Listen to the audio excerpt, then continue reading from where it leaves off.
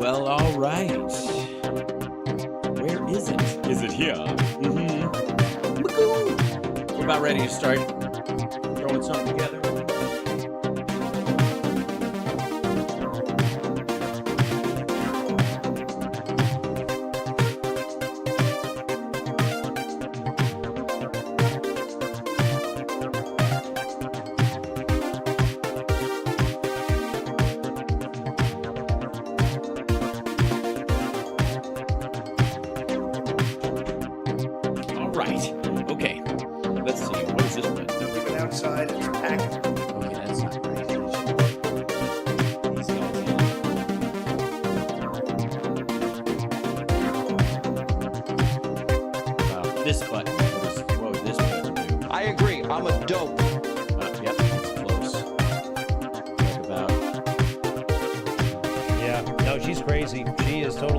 Okay, 3, 2, 1.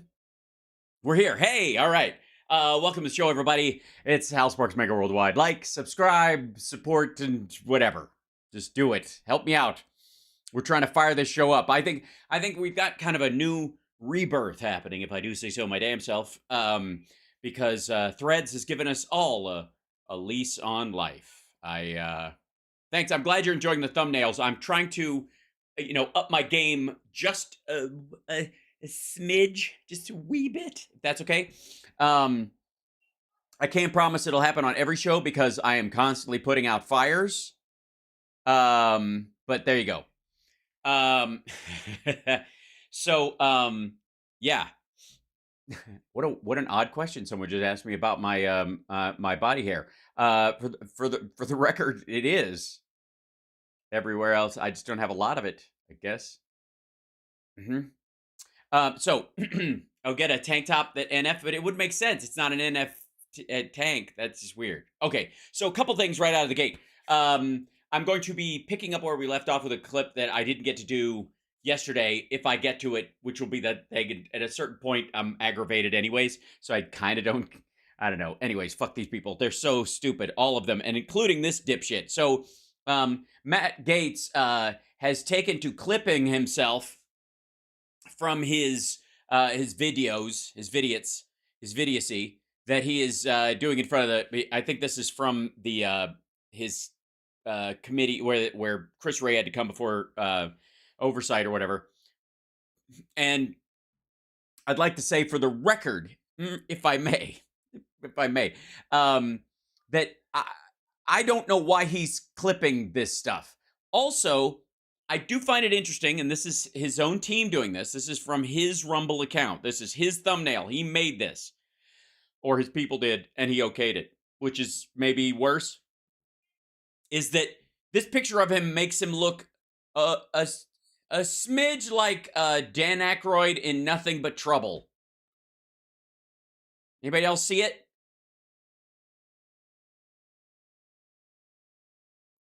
Dan Aykroyd, Nothing But Trouble. Anyways, let's see if I can find. Let's see. I just realized that. So Dan whoops.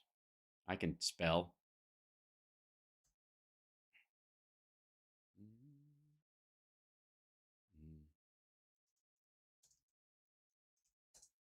Let's see if I can find a.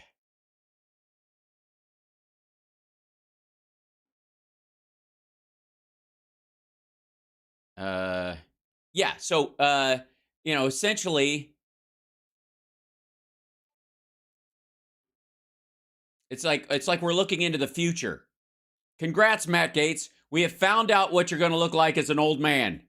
Whoops, this is the wrong one. Where we go? There you go. I have to find the picture of him where he's pulled his nose off. It's even better in that situation, I think. Let's see.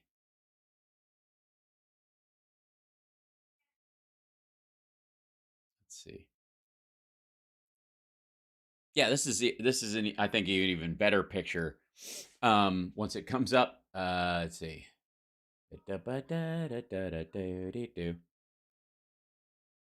I'm not going to disable my ad blocker for this joke. You guys get the point. All right, so ladies and gentlemen, I give you Matt Gaetz in at this rate, 15 years.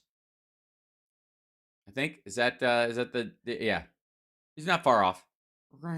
Okay, so this is him talking to Chris Wray. Now, Chris Wray is dealing with a bunch of shit from Chip Roy and a bunch of these other morons who somehow think that January 6th was full of feds. As a matter of fact, the whole invasion was feds. The only people that are getting indicted are the people who weren't feds that day and were stupid enough to attack a federal building because somebody went, we should attack that federal building. And they were like, I love Trump. Who can I hit? Okay. So we'll get to the guy who just went to jail, who attempted to stab a police officer in the groin with a sharpened flagpole with the American flag on it. But please tell me how true patriots are being attacked. So this is the business. The American people need to understand what just happened. My Democrat colleague just asked the director of the FBI whether or not they are buying information about our fellow Americans. And by the way, is there a way to do like evil makeovers? Do they take the fat from your upper lip and put it in your forehead? Seriously. What the ever-loving shit? Remember when QAnon came up and anytime there was a video glitch that made somebody's eyes look like the scan lines were off, so the person's eyes looked reptilian for like a split second, and QAnons would like isolate some like local news person because like, oh my God, lizard person. Remember that? Like when they would do that for a while, right? Yeah, the reptilians that are among us, they had proof. And it was basically because of just, them filming an old scan TV, right? They would, 4 frames, they would just go off and they would chase this poor dipshit down. Some local weather person, standing out in the middle of a hurricane is suddenly a monster or whatever. And then they're just going to let this slide? What is happening? What, is it, do you get your boat, do they get like, what do they call it when you get Botox here and it yanks it up? Is that the Spock? And also, why? Dude, I'm 15 years older than you at least. I have to say that even just doing that, it made my skin red, but also it kind of hurts a little bit. I can't imagine. And calling him Vulcan, too much credit. Answer is, well, we'll just have to get back to you on that. It sounds really complicated, but I have other questions. I have a question too. Have you by any chance been drinking wine during your break and it has made the gaps between your teeth that are full of tartar purple? Or did you by any chance get one of those chewy tablets that they gave you in school to show you how to brush your teeth properly, and you got the grape version instead? Or what the fuck am I looking at? I'm sitting here with my father. I will make certain that between the man sitting next to me and every person he knows and my ability to forever hold a grudge, that you will regret. It's not just me, right? There's something fucked up going on with his teeth, right? He's like trying to. Matt's 41, right? So okay, so I'm 13 years older than him, depending on when his birthday is. Regret not following my direction. I am sitting here waiting for the call with my father. Sounds like a shakedown, doesn't it, Director? No, but go ahead. I'm not going to get into commenting on that.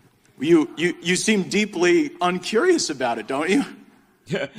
Well, why would I be reading such a crazy thing? Whatever. Now, granted, by introducing this here and from an unverified WhatsApp message that's more than likely doctored, I'm introducing this in a way that could be the first time you're hearing of it. Maybe this is the only way you're hearing of it. And because you're hearing it here from me, where I got it from unverified bullshit, that if it ever sees the inside of a court of law, I've screwed the pooch. I've actually, I have to admit, I'm covering for Hunter Biden. I'm helping him get out of. I can't even fucking do that. Like,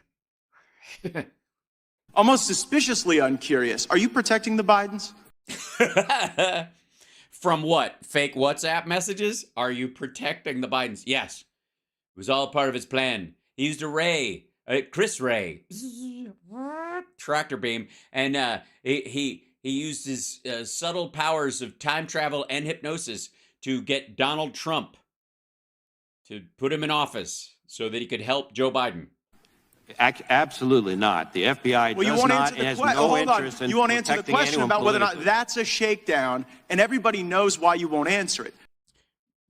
Does he? No. I mean, ultimately, you can't even prove it's real.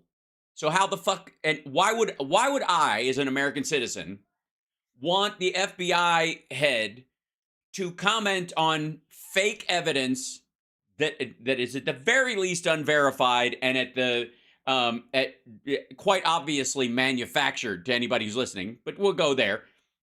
Why would I, as an American citizen, want the I don't know, the head of the FBI to assume guilt of any American, period, end of story, ever? Because to the millions of people who will see this. Now, I'm one of them, and I'm calling bullshit. I'm also saying floss. I don't know what's happening. What is happening here? This can't be at a certain point. What do you think it is? Was it grapes? Did they have them in the back? Did they have Pop-Tarts? Grape Pop-Tarts? They know it is, and your inability to acknowledge that is deeply revealing about. It's so revealing. Oh. But let's go from the uncurious to the downright nosy. How many illegal FISA queries have occurred under your leadership of the FBI? Well, there are reports that have come out with different numbers about compliance incidents. More than 1 million illegal ones? Because that's what the Inspector General said. The Inspector General said that in the 3.4 million of these queries, more than 1 million were in error. Do you have any? Were in error. I see. So it was an error-filled crime wave. You know, I've often thought that when an outfielder reaches down to grab a ball and it tips the glove and rolls past him, that's a fucking crime.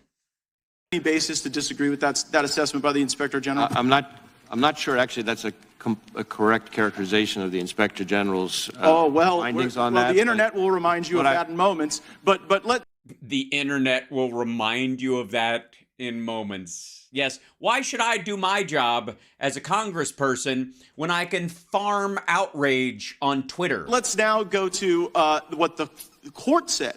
The court said it was over 200,000 that have occurred on your watch. Do you have any? Oh, so the 3 million over the course of ever? Basis to disagree with that assessment? Again, I don't have the numbers as I sit here right now. What I can Seems like a number you should know. How many times the FBI is breaking the law under your watch, especially if it's like over 1 million, to not know that number? And I'm worried about your veracity on the subject as well. Play the video. We're waiting on a video. We're all waiting. It's always weird. Letters Time for you going to the investigation FISA of court? the Capitol. I don't believe FISA is remotely implicated in our investigation. So there, Senator Lee's asking you whether or not FISA was in any way. So I guess playing more than 3 sentences makes it less apt that the audience watching or other people would think he was being evasive. But if you had to slice it down where nobody got a full sentence out. Yeah, this is completely in good faith. Why am I feeling bad for a Trump appointee? This is involved in your January 6th investigation, and you say no. Was that truthful? I said that I did not believe it was. Okay, so now let's pull up what the court said, which was something a little different than what you said. All righty, a little bit different, a little bit. I'm so mad. Oh, I'm so mad right now. It's my mad face. So here, nope, that's not the right one. Nope. Put up the one where he's guilty. You don't put up the exculpatory stuff. What did I tell you guys? No context. God damn it. Can't get good help these days. I tried to, even with an open border. Ah. Yeah, here we go. Right there. It says, the government has reported additional significant violations of the querying standard, including several relating to the January 6, 2021 breach. The querying standard. Where the shit am I supposed to look? The government requested further querying the government reported. The government reported further querying violations from the and elsewhere since the court issued the querying violations order. The government has required additional significant violations of querying standard, including it's hard to fucking read. It's so goddamn small. And maybe, just maybe, blacked out. To the Capitol. So I guess the question, Director Wray, is did you not know when you were answering these questions that the FBI was engaging in these illegal searches, or did you? They're not illegal searches. You disagree or somebody disagreed with the querying standard for why they ended up getting the searches. Motherfucker, these people filmed themselves in the Capitol beating cops.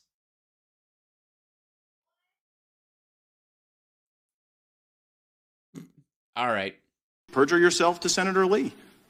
I He didn't. certainly didn't perjure myself. At the time that I testified in front of the Senate Judiciary Committee, I didn't have that piece of information. I will add. Well, that was a court order. You didn't have that piece of information because the court hadn't yet rendered a judgment. Did you not know when you gave the untruthful answer before Senator Lee that this was going on? It was a truthful. Am I the only person who's like trying to raise the outsides of their eyebrows?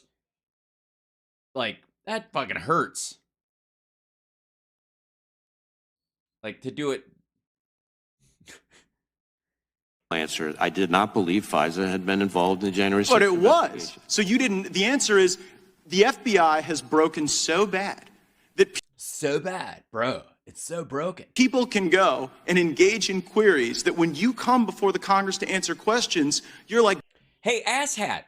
All right. Wait. Okay. The foreign surveillance aspect of law enforcement might have found its way into the January 6th queries, as it were.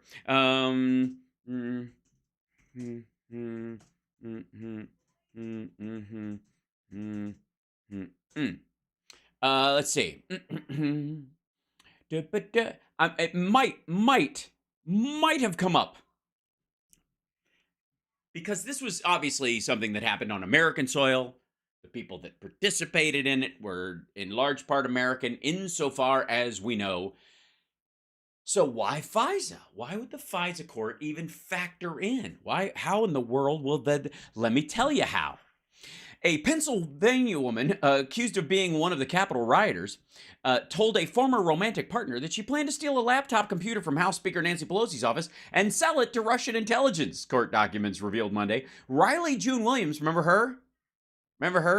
The thirsty nerd girl from the Jan 6 was charged with disorderly conduct on Capitol grounds with the intent to disturb a session of Congress and other charges after her former flame turned her in. Williams surrendered to authorities in her home state of Pennsylvania, a federal law enforcement official said late Monday. Before that, she was believed to have fled. Williams' ex, who described in Special Agent Jonathan Lund's charging document as W1, Witness 1, called the FBI and said she intended to send the computer device to a friend in Russia, who then planned to sell the device to SVR, Russia's Foreign Intelligence Service. According to Witness 1, the transfer of the computer device to Russia fell through for unknown reasons, and Williams still has the computer device or destroyed it. The document.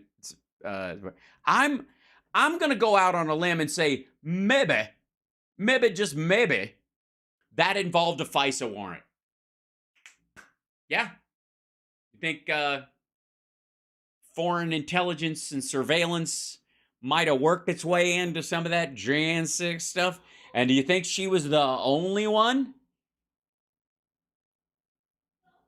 Me neither. Okay. Well, all right. So back to creepy McEyebrowsy weirdo stuff. Blissfully ignorant. You're blissfully ignorant as to the unlawful queries. You're blissfully ignorant as to the Biden shakedown regime. The Biden shakedown regime. I myself am blissfully ignorant of that as well, because I have to say I'm still waiting for you to tell me what they got in exchange. If the Bidens have no business at all, and the money was just to bribe them, the bribe had to actually have, I mean, obviously to keep it up, in the millions, otherwise they'd have bailed out at 10K. So how much did the Bidens roll our enemies for and then not give them what they asked for? Because I just need to know how much applause I should actually give Joe and Hunter and Jim Biden and Shemp Biden and Zeppo Biden. I just want to give them a big round of applause. Congratulations for bilking our enemies out of millions of dollars and in exchange for activities they thought they were going to get that you didn't do. That's impressive. It's very different from the Trump situation, where he obviously took classified documents to Bedminster from Mar-a-Lago, where oddly enough the Saudis showed up a couple days later. Okay. Where his son-in-law and daughter have a $2 billion wealth fund that was started. Mm-hmm. And it just seems like it gets into a kind of a creepy place as well. Go to our next image on what the court said. Like, just so the American people realize. Yeah, we probably don't. So, hey, people in the audience who are too dumb to keep up with Lipless here, speed up, will you? Because he's got some, he's tired of dragging your ass over to the trough. The court has smacked you down, ruling a small number of cases in which FBI personnel apparently conducted queries for improper personal reasons. For example, a contract linguist who ran queries on himself, other FBI employees, and relatives. The FBI's 6,500 queries using the social security numbers of individuals, something April 27, 2018. Now, I don't remember. Does anybody remember who was president in 2018? I got it. Who was it? It wasn't Carter. Johnson? FBI personnel apparently conducted queries for improper personal reasons. During the Trump administration, even. Horrible. People were looking themselves up. They were looking their ex. Yes, nothing is more, talk about an invasion of privacy. Sometimes I don't even ask consent when I'm all over myself. Lovers up. Who has been held accountable or fired as a consequence of the FBI? Donald Trump. I know that one. Donald Trump was. He was fired. He lost his job. He was running the place. He was running the whole government, and he picked everybody, including this guy, who's in charge of the FBI. He was, obviously, middle management sometimes sticks around, but the CEO was bounced. And I have to believe it's directly tied to this horrible, horrible behavior. FBI using the FISA process as their creepy personal snoop machine. Would you feel left out? There have been instances in which individuals have had disciplinary action and who are the Trump administration. I'm sorry. No longer with it. I can't get into it here, but we can follow back up. But with don't you see that that's kind of the thing, Director Wray, that you preside over the FBI that has the lowest level of trust in the FBI's history?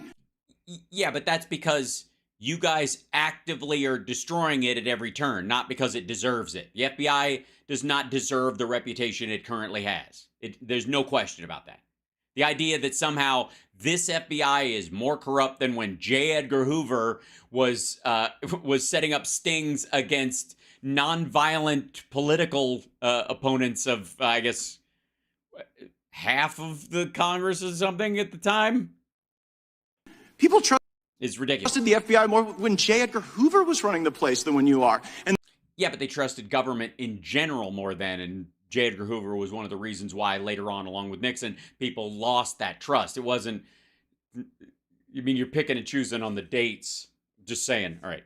The reason is because you don't give straight answers. You give answers that later a court deems aren't true. And then at the end of the day, you won't criticize an obvious shakedown when it's directly in front of us. And it appears as though you're whitewashing the conduct of corrupt people. Respectfully, Congressman, in your home state of Florida, the number of people applying to come work for us and devote their lives working for us is up over 100%. We're deeply proud of them. Yeah, since Biden got in office anyways. Just saying. And they deserve better than you. Time of the... Better than a Trump appointee? How dare you, sir? How dare you, sir? He knows, don't you know, he knows hashtag the best people? The best people. We were run by stupid people. Like Jim Comey. Stupid people. Stupid people who were so stupid that they actually helped get Trump elected. And Trump knew better. He knew the better people than the best people. And he picked one of the best people and he put him in charge of the FBI so that guy could apparently, I don't know, help Joe Biden if he decided to run at some point in the future. I guess, you know what? Honestly, he probably would have done the same for Sanders. Is that what, I guess we're going to believe that Chris Wray is just in the tank for commies. It's what he wants. And boy, is Matt Gaetz mad. I mean, I guess this is the kind of anger that comes up when you can't get an erection at you know, metaphorically speaking, where, every reason is there in front of you that you should be able to, and then it just somehow doesn't work. You know what I mean? And you just get angry, and I guess your lip curls up like that. And, you just don't feel heard and felt. Gentleman has expired. Yes, it has. Yes, it's expired. It's like his Matt Gaetz's moment is old milk. It's aged like sushi on a windowsill. And again, all they're doing all day, every day is attacking the FBI, and then I guess operating on the idea that it's Chris Wray's fault that the FBI has a shitty reputation right now. By the way, it doesn't. Amongst most normal human beings in the country, it's doing just fine. Is it a hot summer day window? Yes, it is. Absolutely. All right. So now, let's. I got a personal point of personal privilege, if I may. We got a couple of things to cover, but I kind of, like, it's like when China comes up, there are certain areas where I have, I guess, an inside take. I know a little bit more than the averages. Meth teeth, that's what you think Matt Gaetz had? That's a tough one. Yeah, it's so odd. Ugh. So, well, let's just get right to it. Ladies and gentlemen, Marianne Williamson, back on Fox. And I guess, I mean, she would be on, Russell Brand's show and all those other things, but, RFK Jr. is eating up all that space. So she just lost her South Carolina campaign staff, all 3 people. And yeah. And so she's back on Fox. I don't know which show this is. Is she on Hannity? Let's look, because I don't pre-watch them. Just skip dinner with NATO leaders and explains her decision to end the thing. Fox News, whatever. Just says Fox News. We'll see who she's with. They only give her 4 minutes. Let's see. President Biden raising eyebrows. She's on Fox and Freens. Okay. Dinner with NATO leaders last night, citing a heavy workload. I bet he had a big breakfast then. And that's not the only event he's skipping. The DNC still not scheduling any debates against his. All right, I got to turn off the. And also, I don't know why it gets turned down sometimes. That's by the way, that was Ducey's dig. In case you didn't hear that, is that Biden skipped the meal that they were going to have, that world leaders were going to have, because he had a big breakfast or something. Because that would be the excuse he would use, because he's old and skinny or something. Democratic challengers, including our next guest. He really doesn't have much of a campaign yet. Democratic presidential candidate. You know, he doesn't. Just an extraordinary economy compared to the rest of the earth.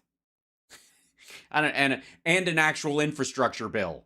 Marianne Williamson joins us now.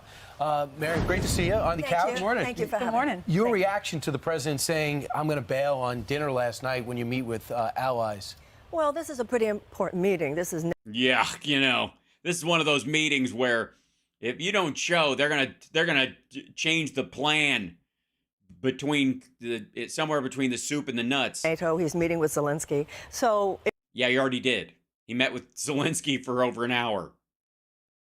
He didn't need the point was he did skip the state dinner because they're actually coordinating shit. if the president says, I have work to do and I want to work with my team on my speech, I don't fault him for that. You know, one of the things that's going on right now, there's some bipartisan criticism that the administration is going to give Ukraine cluster bombs, which are outlawed in 120 different nations, except the United States, Russia, and Ukraine.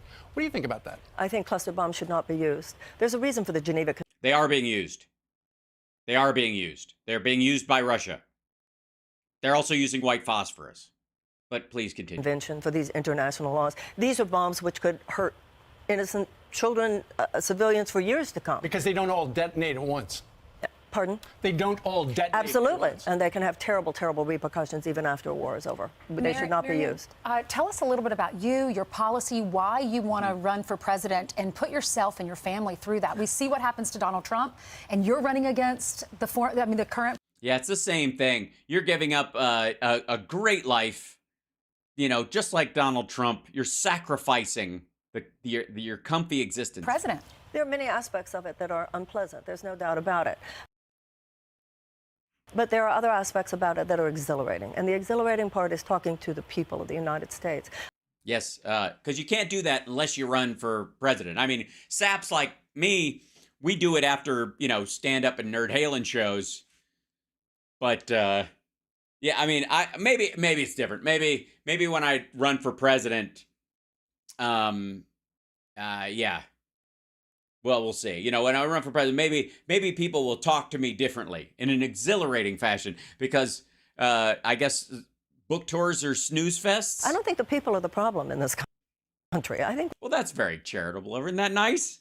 Congratulations, guys. We need to remember that. I think there's a political system that often does more to thwart and to suppress the voice of the people than to facilitate the voice of the people. And it was a rigged and stolen election.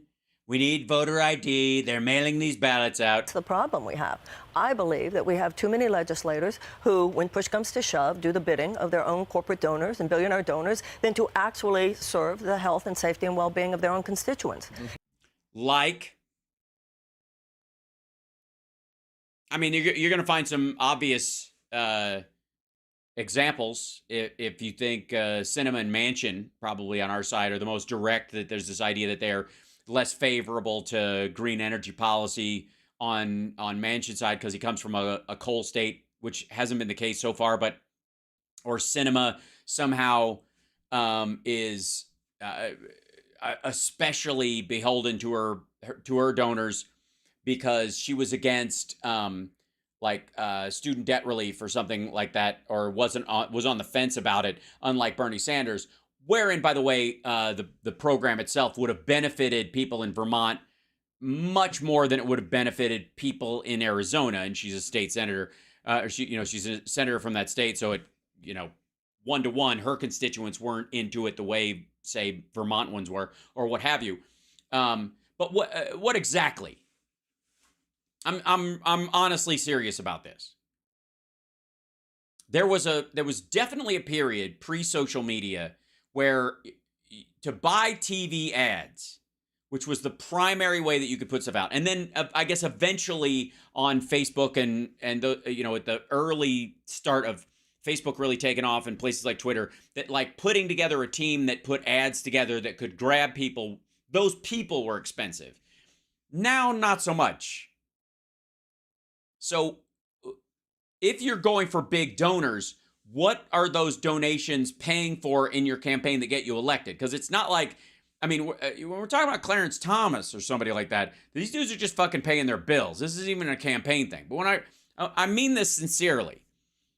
If you're going to bring up somebody bought and sold, this idea that these people, put money towards this campaign, and the politician is making the votes they're making or making the case they're making in the over the course of being in office because they're getting cash that goes against the constituency they're in front of. Now, if you're making that case, fucking have at it.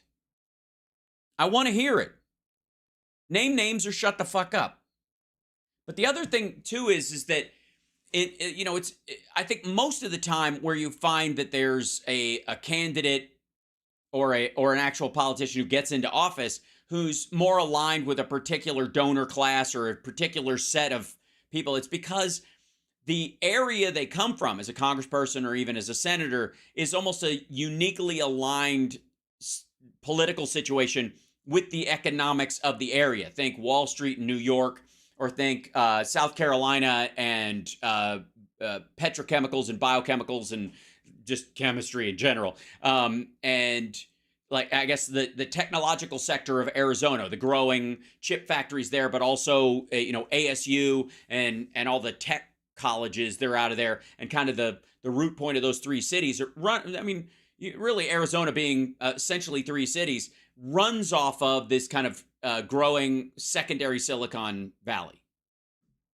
So there's an alignment where you can go, okay, they're always going to vote for this, but is it because they're bought off or because they come from a place where that's what everybody there cares about and that's all they care about? Or they're so in line with it in the case of like New York, they want it to succeed even if they're not a part of it because they count on it. There we go. No limit political contributions, no super PACs. Yeah, I'm not against that in general, but I also think that there's two things you have to believe that money in politics drives everything. And the primary one is that people are easily hypnotized and fucking stupid. That's the primary one. You have to believe that it's the number of ads you see, that it's, that there's some sort of Hitlerian lie that you can convince people of if you just show them enough ads, and enough dumbasses will go out there and stamp something, whether they're for it or not, because they've seen so many ads. And again, when you're talking about, when we used to have 3 networks or even 5, or the first cable networks started growing, you could make an argument that those extra donor dollars allowed you, especially on a national level, to grow your imprint on the national media. Now that's almost completely unnecessary. So again, I don't mind if you're calling out corrupt politicians who are on the take, who are voting against the will of the voters for their donors. But it should be fairly easy to call out. You should be able to just go, look at this vote, look at this part, because I'm not seeing it. Not the way I used to see it in the 90s anyways. Even when poll after poll after poll shows what their constituents want, too many legislators go against that because Well, the biggest ones are Republicans doing shit for religious reasons. Honestly, that is the single, and maybe you could say it's because they count on the contribution in kind, not a cash contribution, but the contribution in kind from churches and mega pastors and shit like that who help shuffle them through.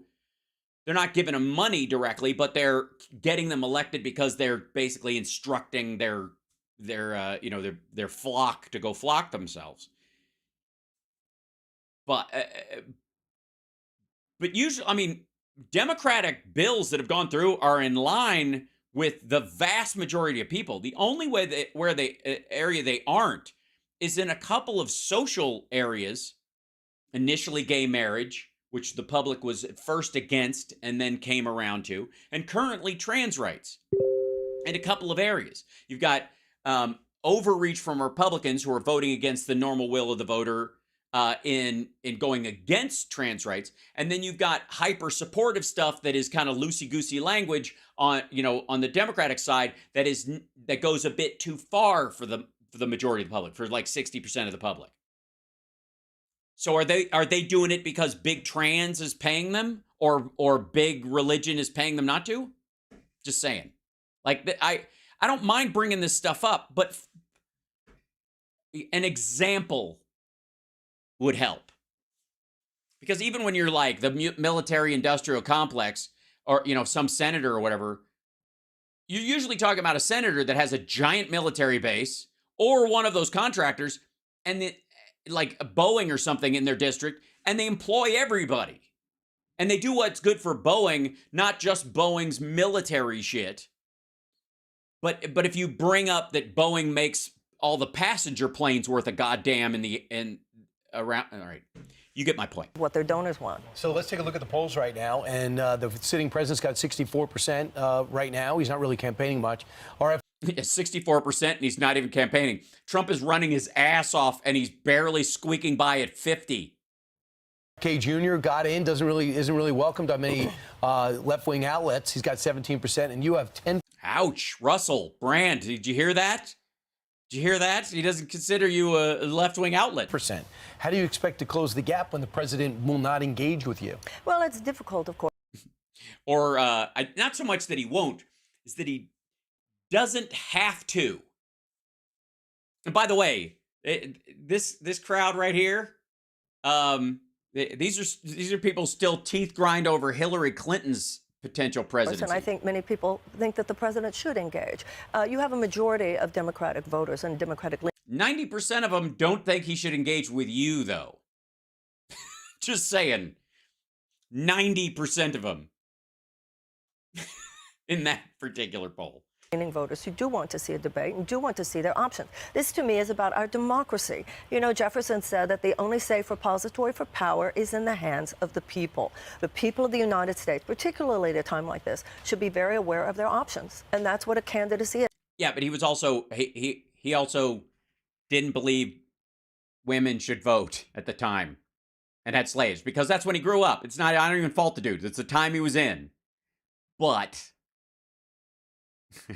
he also he narrowed their options of what the people could have away from things that, by the way, the Democratic Party has been busting ass trying to fix. I'm a big fan of Jefferson. I'm not faulting this period of it. His legal work to try and end slavery because he didn't know he couldn't, or he didn't have the ability to do it in terms of legislation.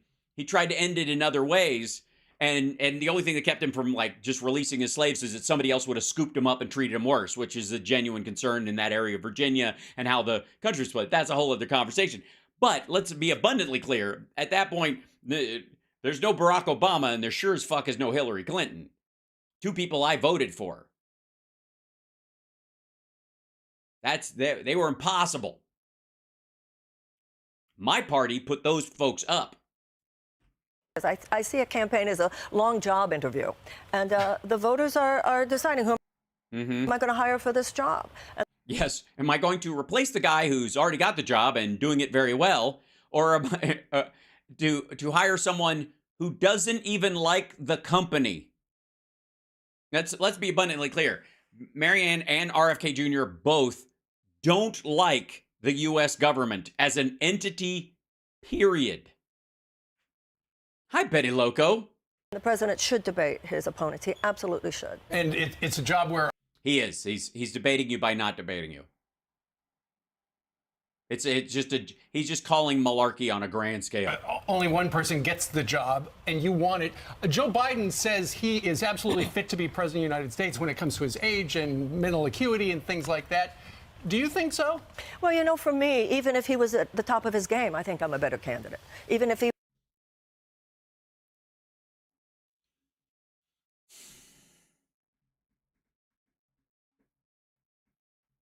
I'm just gonna go ahead and say Joe Biden literally got the nomination and then the presidency because of how well he was doing in South Carolina. Not only did he have a well-oiled machine there, but he had the support of one of the most crucial black congressmen to serve in decades in terms of his impact on, and he was able to hold together a coalition through some very unfriendly, like upper middle class, hyper lefty white states who were running on a privilege ticket. He was able to hold it through that. Yeah, Clyburn. Biden was able to hold it together through that and succeed because of South Carolina, a city where her only 3 staff members who were running the place quit. He was at the top of his game. I think I have better policies. I have a better agenda for the next 4 years, and I think I'm a better person to face the Republicans in 2024. So do you think he's too old? You know, I don't want to get ageist about it. You know, we all know this because, look, Trump is, 2 years younger, I think. Every person has to look at that and choose for themselves. We've all seen the gaffes. And also, his team says, well, when it comes to decision-making, he does fine.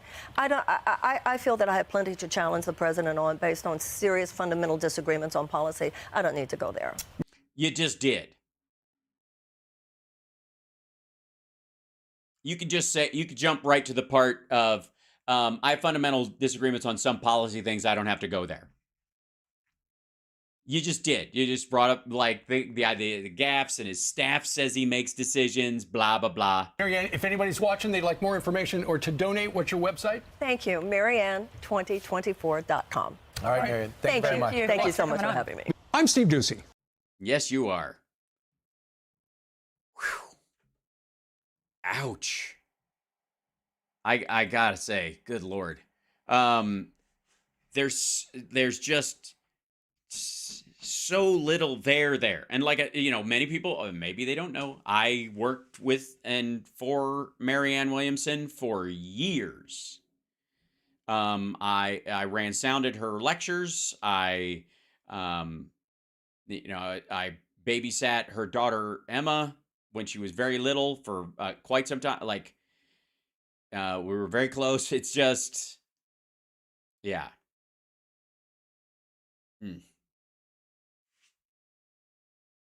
Just, and I have to say, my experience moving away from her, and honestly, like striking out on my own, in terms of just like kind of letting go of a chapter of my life. There were several factors in there, but she was definitely one of them.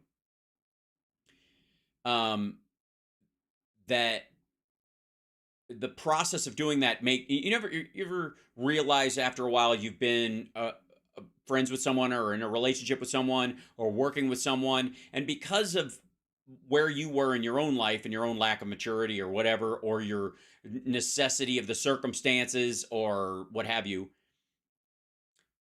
that you don't realize until you get some distance just how awful the other person was. You know what I'm talking about? I know you know what I'm talking about. And we've all been there. And it was, I have to say, it was a huge awakening. Was that before Queer as Folk? Well before. Mm-hmm. So, we don't, no. We did not date. Right. No, we did not date. It was not a romantic relationship.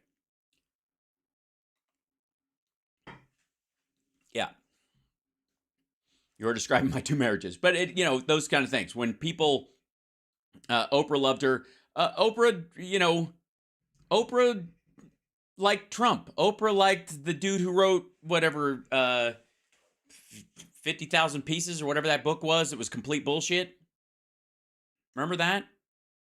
Any word on Steph's mom? Not yet, moms. Not that I know of. So anyways, give a thumbs up, support the show, like it. It's Hal Sparks Megaworldwide. But the idea is, yeah, Dr. Oz, the Oprah support Dr. Oz. Like at a certain point, like I like Oprah. I was on her show once.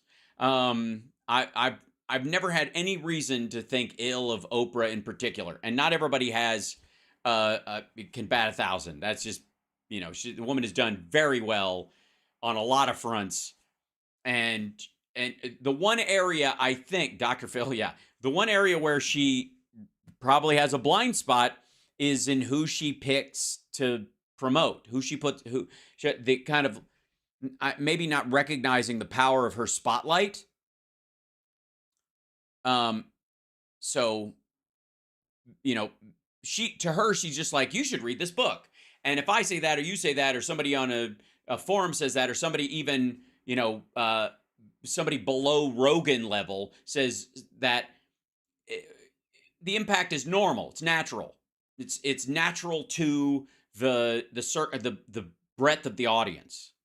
But in Oprah's case, it had kind of like it put a magic halo on shit. And maybe she just wasn't aware of that aspect of it. You know what I mean? Like, she just wanted to go, oh, this is positive. This is good. I recommend this guy. You know what I mean? She was trying to be normal about it and be a normal human being and not recognizing that she has a lot more impact. And so when she's picking somebody like Dr. Phil, she's like, I don't know, we could build a show around this guy. Like, anybody would think that. Like, Byron Allen would think about somebody that they hire. But Oprah gives that halo, right? There you go. So I maybe she's waking up to that, but because of Dr. Oz and because of Trump and because of, that letter she wrote to Trump where she's like, if we ran together, we would win, blah, blah, blah. Oprah was powerful in her time, and she still is. Sorry, what is somebody saying? But what about Marianne's emails? Why is no one talking about her classified emails? Right. So I cut Oprah some slack in that regard because I think she's more normal in her heart than she is in the real world. Oprah has the Colbert bump. Right. Oprah does. Marianne definitely had an impact for a while. She had a cult-like following, and I was part of it in some ways. But yeah, we'll obviously get more into this as it goes on. But the trickle of the background on this story. One of these days, I'll take up a picture of me and Emma in London, her daughter, when she was little. Because I have to say, Emma was a wonderful kid, and it was a joy of my life to be in sort of a semi-parenting Manny position, as it were. I learned a lot about being what kind of dad I would be in that situation. And there was one particular moment when Emma, tripped and fell and hurt herself, and I was responsible for her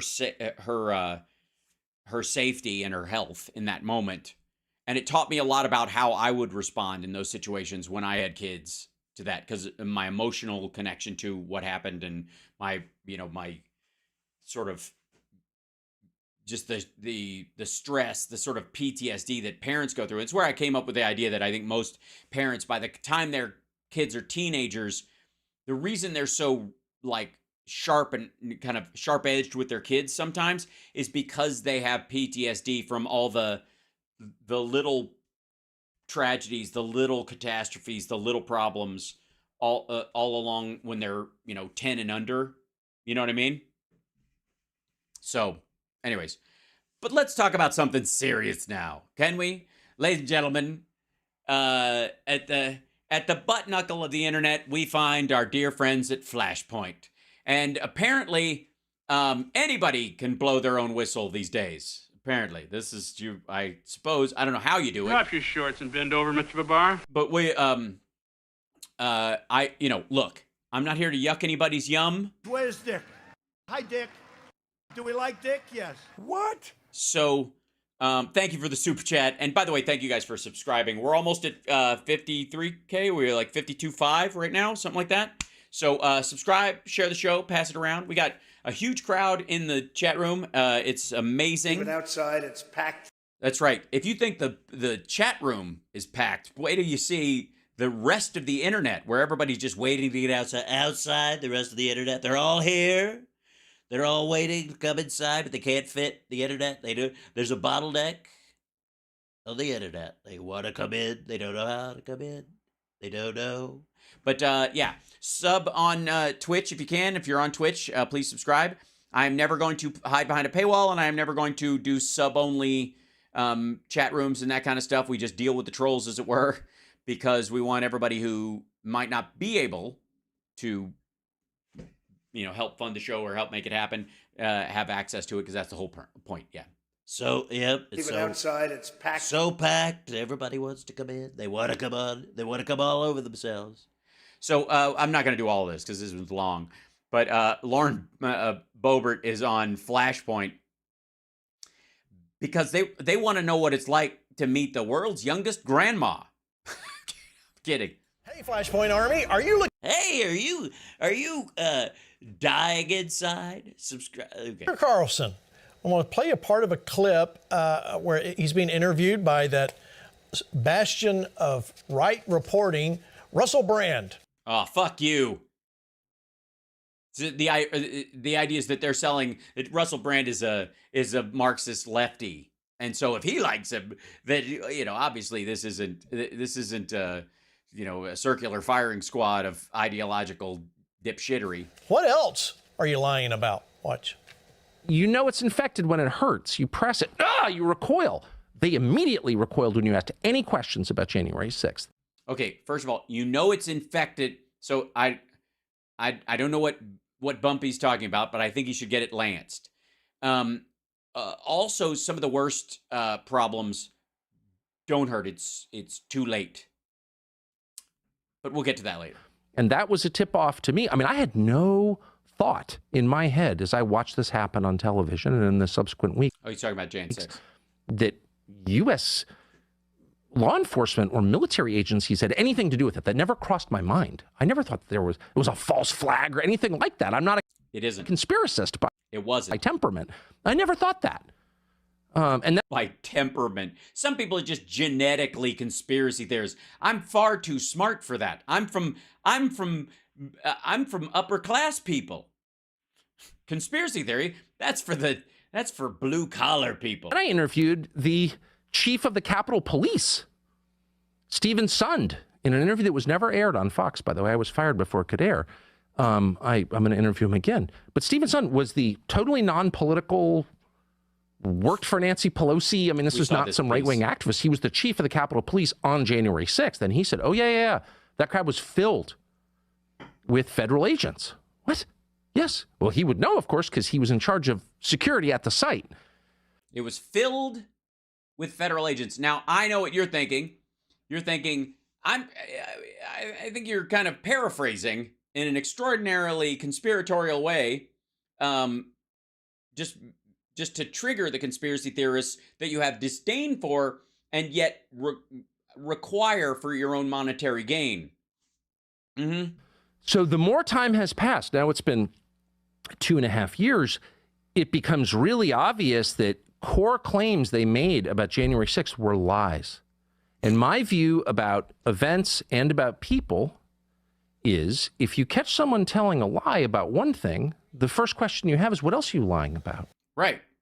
Yeah, that's the problem I have with you, with Russell Brand, and with the guys on Flashpoint. I'll give you an example. That Capitol Police head guy, if he said the thing that it was full of feds, he was lying. And if more than likely, he said there were a lot of informants there, and there were people that they, there were people among them that they had spoken to ahead of time, because there clearly were. Ray Epps even himself was, the reason they think he's a Fed is because the violence crossed the line for him. And he was like, we're going to march in there. And then he's like, oh, I didn't mean march in there and march on people.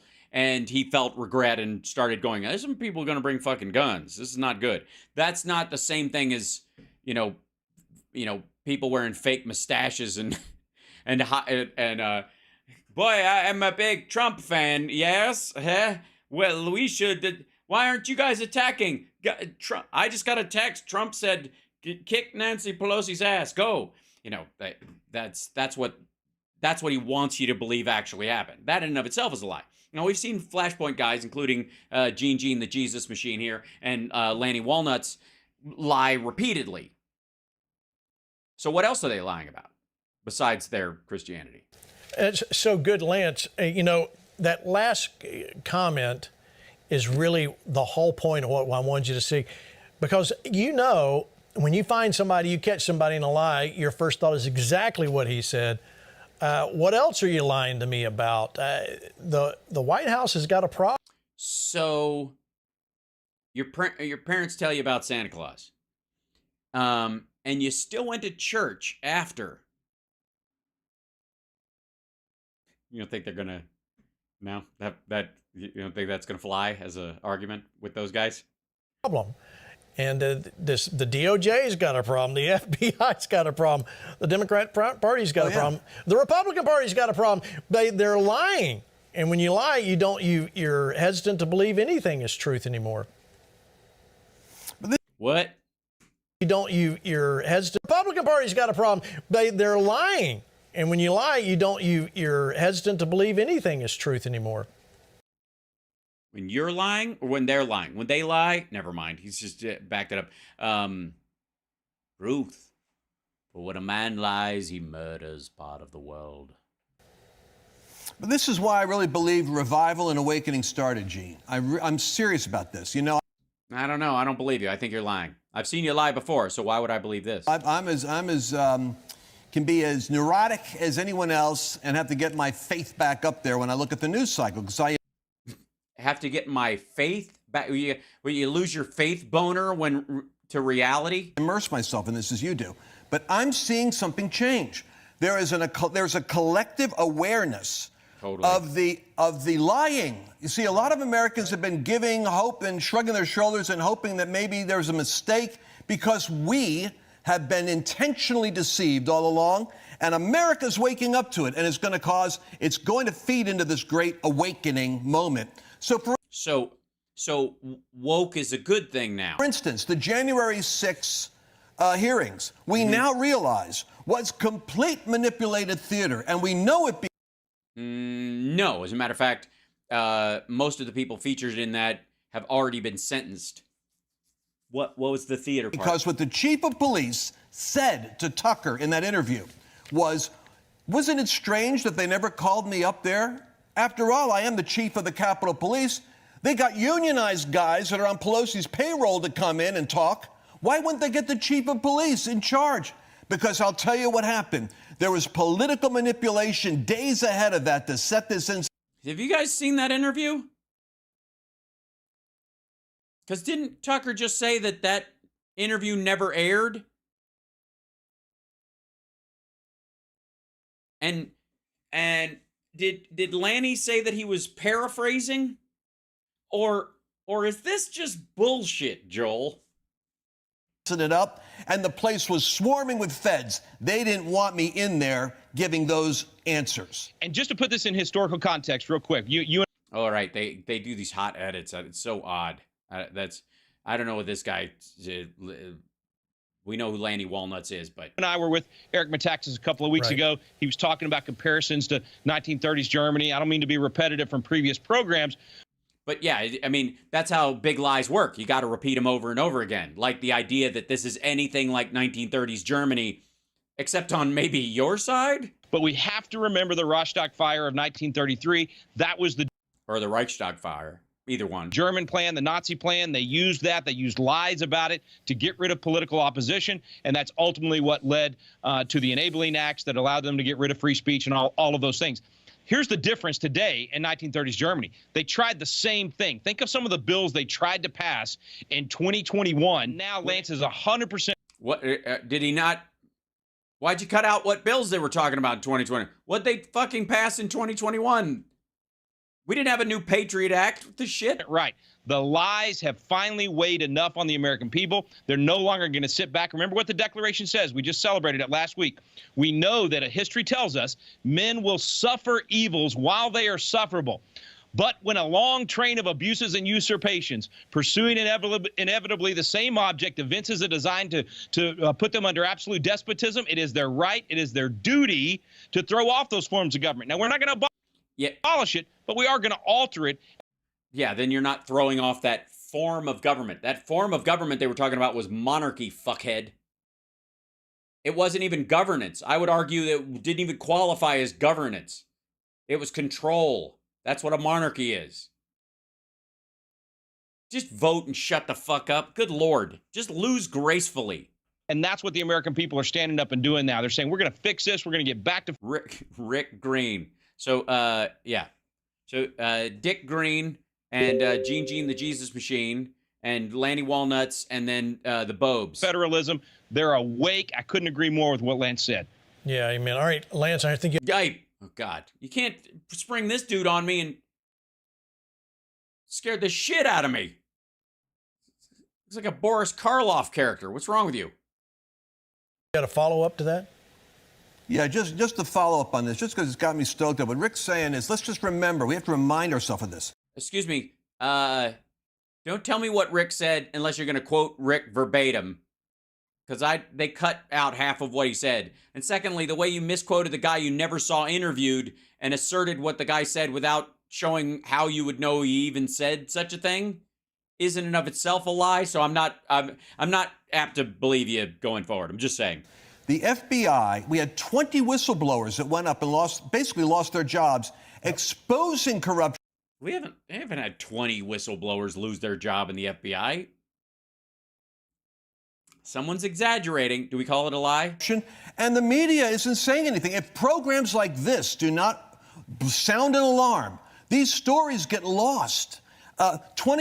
Dude, if you're talking about a story, it is lost. I'm just saying. Like, you could tell a story has absolutely bottomed out if these dickheads are going on and on about it. Many of these men risked their careers, lost their careers as whistleblowers, and here's what they said. We were... He's going to quote all 20 of them, but all squoze together. Following drug cartel cases. We were following serious terrorism infrastructure invasion. We were told, stop. Serious terrorist infrastructure invasion. And we were told, stop in the name of Jan 6 before you catch bad guys. Think it over.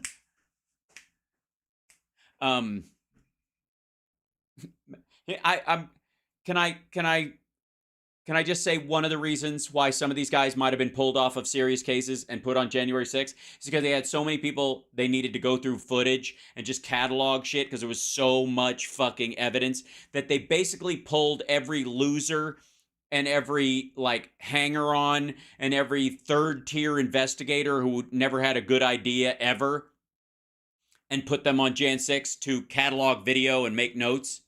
That's why they were pissed. Yeah, the cases are serious. Do you ever think the cases that you were taking off, they're... Hi. One moment, please.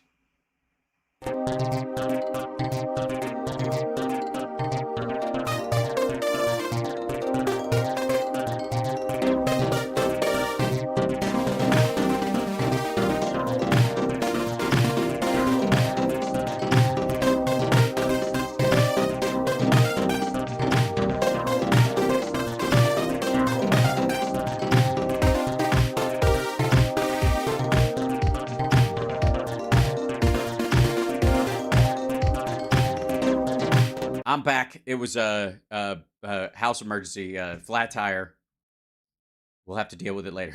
Summer needs my car to go to the gym. Sorry. So, where were we? Oh, we were with Lanny Walnuts lying his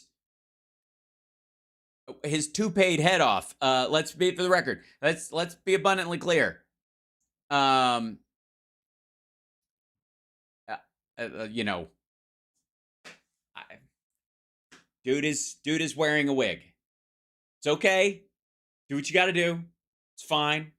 You know, mine's settling in really good there. You know, like it barely slips anymore. Like it, you know, if I really give it a wiggle, it'll. You see what I mean? Like the staples are really good. But yeah, Lanny Walnuts is wearing a toupee. He's got a straight up fucking toupee on. We've seen it multiple times. And again, it's fine, but it's a lie in its own way, right? How can you tell? We've seen Lanny from multiple angles. Yeah. So yeah. We've seen him live at these other events. Sometimes he throws it on very quickly. So again, what about this dude's job as a pastor really requires him to have a full head of hair? You think people are going to lose faith in the Lord if baldness exists? Who cares? And again, If it makes you feel better, do it. I don't care. It really doesn't. But don't, castigate people and go, if one lie means all, one lie equals all lies. And begin looking for white supremacist militia activity. The narrative they want, the Reichstag fire they want, is somehow that they can pin upon frustrated conservative Trump supporters that they're a dangerous anti-democracy, violent minority. No, they didn't. Okay, first of all, people wouldn't know that these people were pulled off of cases and put on domestic terror cases around white supremacist groups in particular if these assholes hadn't made a stink about it. If the FBI wanted everybody to think that maggots were a threat to the country in general and exemplary of some white supremacist force, army that was rising up, they'd have fucking said it. There would have been warnings all over the goddamn place. But they didn't. They kept it on the down low, and they sent them after people who were a genuine danger. People like the Buffalo shooter. People, the Timothy McVeighs of the world have been the most damaging domestic terrorists we have ever had. They kill the most people. They cause the most damage. And they're the most organized within the country. And we've mentioned this before, but like the Aryan nation in the prison system of the United States makes up 2% of the population. It's a very small group. Most of the white people that are in jail don't join the Aryan nation. They're a specific group of people who want to join the Aryan nation, get all the Nazi tattoos and all that kind of shit. And those people are responsible with somewhere in the order of like 40% of the prison murders, both for hire and just retaliatory murders. 40%, 2% of the populace, the Aryan nation, the Aryan Brotherhood, the Peckerwood guys in the prison system, 2% of the entire prison population responsible for 40% of the fucking murders in jail. So if the ones in jail that have to work around they have to make a fucking knife out of a toothbrush by melting it with sunlight over the course of several days, if they're able to do that level of, imagine what they're like when they're out and about and ambulatory and they've all got trucks and access to all the guns they could ever fucking want. Yeah, it's a concern. And it has nothing to do with your general maggot fucking boat, Trump parade, the villagers in their golf carts and shit. Like, nobody cares. That's not what they're talking about. They're talking about keeping these assholes from murdering giant groups of fucking people. And this dick, all right. And so the FBI said, but there's no evidence of that. There's a lot of evidence. Okay, the Buffalo shooter is evidence of that. Again, there are the three biggest domestic terrorism organizations in the United States are white supremacists, Islamists, and black supremacists, in that order.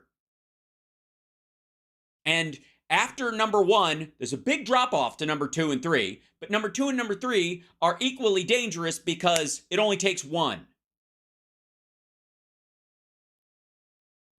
And the same is true of the first one, but they have more of them getting together. Therefore, that's why you need the FBI looking into those guys so that 5 of them don't get together and be a force multiplier of the amount of violence they're able to do.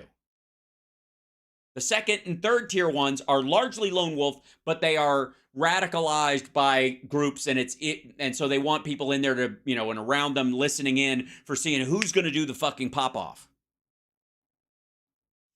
Started to incentivize them to find some evidence so they could start saying, remember the goofball statements that would come out by these leaders? The number one threat in the United States is the danger of white supremacy and terrorism. No fact in it whatsoever. But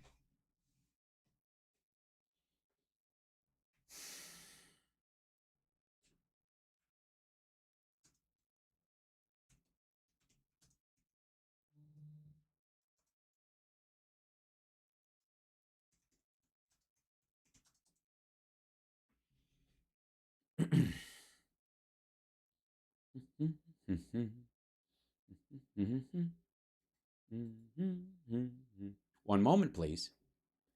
Let's see. Let's see.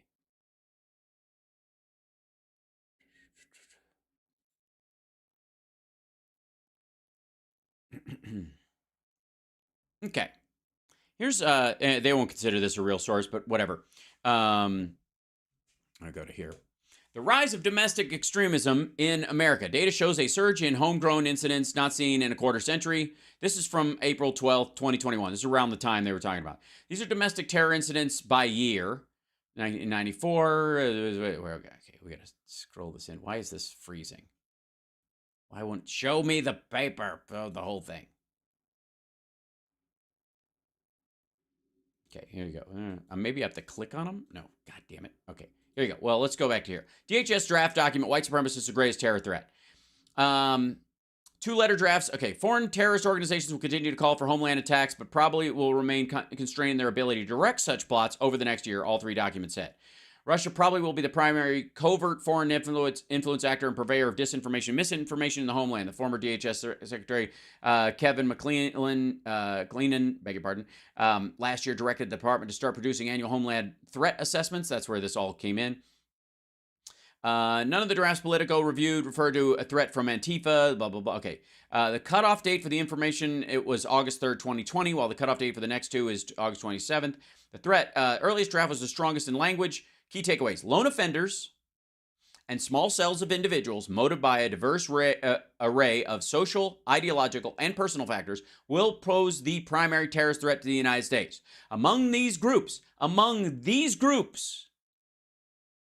multiple groups, we assess that white supremacist extremists who increasingly are networking with like-minded persons abroad will pose the most persistent and lethal threat. That's why. Not that the other ones aren't a threat. Don't worry. I'm sure there's a black trans amputee Muslim with a hair lip who's left-handed and is colorblind who will eventually detonate themselves in a Circle K after hours. But statistically, if that's why you're not leaving the house, I think it's a mistake. However, the rest of these dickheads, we judge that ideologically motivated lone offenders and small groups will pose the greatest terrorist threat in the homeland through 2021, with white supremacist extremists presenting the most lethal threat. And they took out the word persistent in the other one. Next 2 drafts talk about domestic violent extremists. And again, this is the specific part of it. They are the biggest domestic violent threat from extremism. We talked about how they threaded this fucking needle when this stupid argument came out in the beginning. Let's see. Let me do one more thing before we jump back to Lanny Walnuts.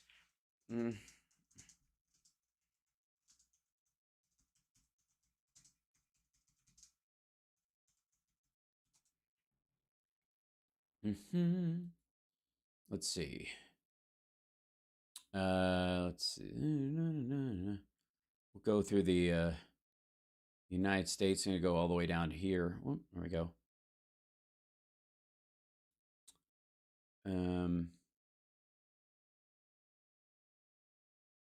So here's let me go. Let me see this guy. Okay. So this is just from Wikipedia. This is a list of like white supremacist violent attacks. And what they were about. Like here's one in Switzerland, the Zurich Islamic Center shooting, December 19th, 2016 in Switzerland. Lone wolf attack, 1 dead, 1 plus the gunman, and 3 injured. It was a lone wolf, and their reasoning was Islamophobia. That's the reason. Or anti-Islam sentiment. I would like phobias are fucking bullshit. It's a stupid word. It's because a phobia is a mental illness, and therefore, why don't you just put mental illness? It's just stupid. So we'll go down here. Let's get to, fairly close. Let's go to 2020. So here's the Kansas City, Missouri bombing plot. 1 person, the shooter, were part of the Atomwaffen Division, also in the National Socialist Resistance Front, an international far-right extremist and neo-Nazi terrorist group formed in 2013 based in the southern United States. That's their symbol. Remember those guys? White supremacy was the motivation. One person died, the shooter. 2020 Boogaloo murders. 2 dead, 4 injuries plus the shooter. Boogaloo movement and the accelerationism is the reason they want to. The accelerationism is let's start the race war that's going to happen already. Okay. Murders of Bibba Henry and Nicole Smallman. June 6, 2020 in the UK. Okay, let's go. Here we go. Judge Salas home attack. July 20th, 19th, 2020. 1 plus the shooter. Lone wolf, anti-feminism. The Oregon State Capitol breach. 21 December 2020. 4 injuries plus. Proud Boys, Patriot Prayer. They attacked over anti-COVID stuff. The Jan 6 account. There's 138 plus injured, 5 dead. In relation to it, support for Donald Trump is the primary one.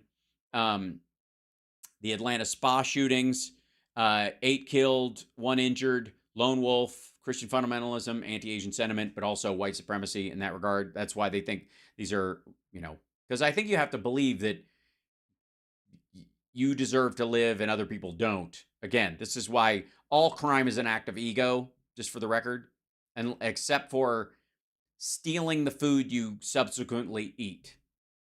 I would put that, or maybe if you believe in Robin Hood crimes, where you steal from somebody rich and you give it to the poor, something like that. Maybe not. But everything else is ego. Tbilisi Pride. Okay, here we go. Normandale Park shooting, opposition to Black Lives Matter, lone wolves. All right, there we go. Buffalo shooting, white supremacy, 10 people dead, 3 wounded, lone wolf. Highland Park, anti-Semitism, which is another form of white supremacy in this regard, however. 48 injured, 7 dead. Cincinnati FBI field office attack, 1 dead, the shooter himself, anti-FBI support for Donald Trump. These would be the Marjorie Taylor Greene body count, I suppose. Attempted assassination of Christina. Hold on, we'll go down to here. Attack on Paul Pelosi, lone wolf, support for QAnon, Donald Trump, which is also QAnon is an anti-Semitism front group. And I would argue pro-pedophile, but whatever. Colorado Springs nightclub shooting, anti-LGBT. 2022, 2023. Let's see, Albuquerque shootings. Nobody dead, nobody injured. The lone wolf, the guy got arrested. And where were you? Okay, so those are the last few. These are like chunks of people, but the Buffalo shooting is one that was hanging in the air with everybody. And that, if you look at the who's dead, you're talking about white supremacists, Christian fundamentalism, the overlap, opposition to Black Lives Matter, the body count on this shit, anti-Semitism, the body count on all this stuff as white supremacists, as far as like deaths go, is way fucking high. And there's, let's see, this is a Mali slaughter. Look at this. The Ogosago massacre, March 2019, Mali, 160 people dead.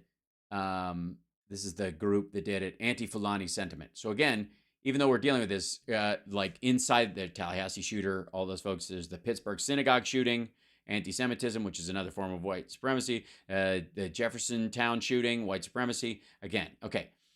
This does not mean that there are not other groups that commit violent acts. But the body count in the United States, in terms of domestic terror, the scale is heavily weighted in the direction of white supremacists, period. And white supremacists, by the way, will tell you that's because they're smarter, better organized, and they kill better than anybody else. Yeah, they brag about it. They literally say, like, other races aren't coordinated enough to pull out the kind of murder and death that we get. Yeah, it's adorable. Meanwhile, this decade, that's some data. And specifically, the Buffalo shooting was when this came up, and they were worried about a cascading effect. And a lot of it was lone wolves, and a lot of it was people working together. And so Lanny Walnuts here wants to pretend that shit didn't happen. That's the narrative in order to kill their political opposition. And why would that kill the fucking political opposition? Unless your political opposition is, wait for it, white supremacy. In which case, that's fucking everybody. You, me, and Indiana Jones. I don't know. I'm just making this up as I go along. Right. Live No, not right. And by the way, I don't know where Bobes comes in on this. We'll see if there she is. Hold on. See what Lauren Boebert says. Here you go. Hold on.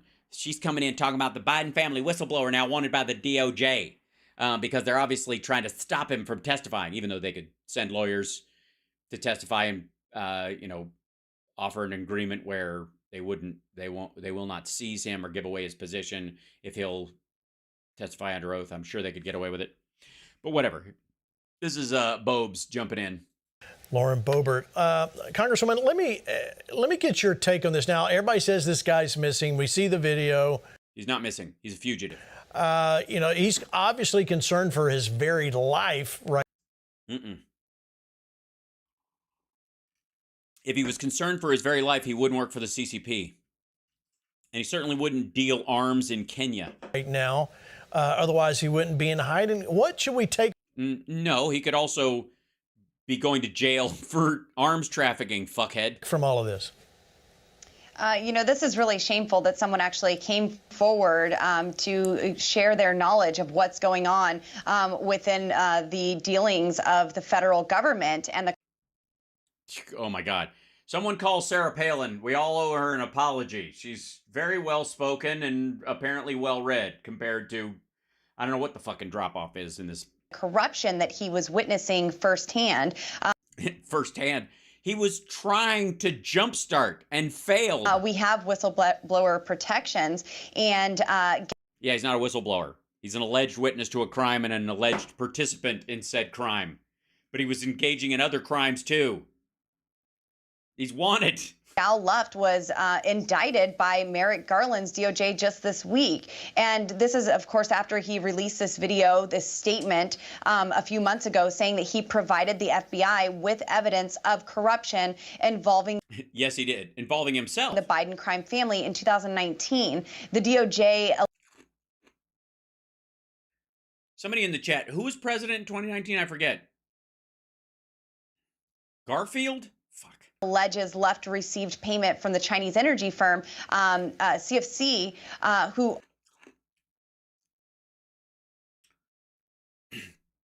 CEFC.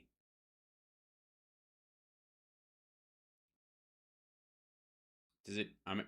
It's just me, right? I'm the only person who gives a fuck that these people who are talking like they have evidence don't even know the fucking name. All right. Also conveniently had a deal with Hunter Biden and also claims that Luft was an unlicensed arms dealer. Both claims Luft has denied. But Luft has gone on to say that he's innocent and that all these charges are being brought against him to protect Hunter, his Uncle Jim, and even Trader Joe. And the American people are sick and tired of Biden's double standard.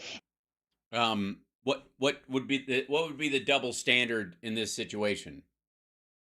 The double standard of not believing American citizens who bring charges against Donald Trump, but believing any random fucko who brings a charge against Joe Biden? That kind of double standard? Because the president can't be indicted and they got to leave the president alone. They're trying to destroy the country, and this is an attack on our democracy, not just on one man. And his agency, his minions, covering up for the Bidens while Trump was president. It's amazing. I got to say, the reach of the Biden hand is incredible. I'm surprised.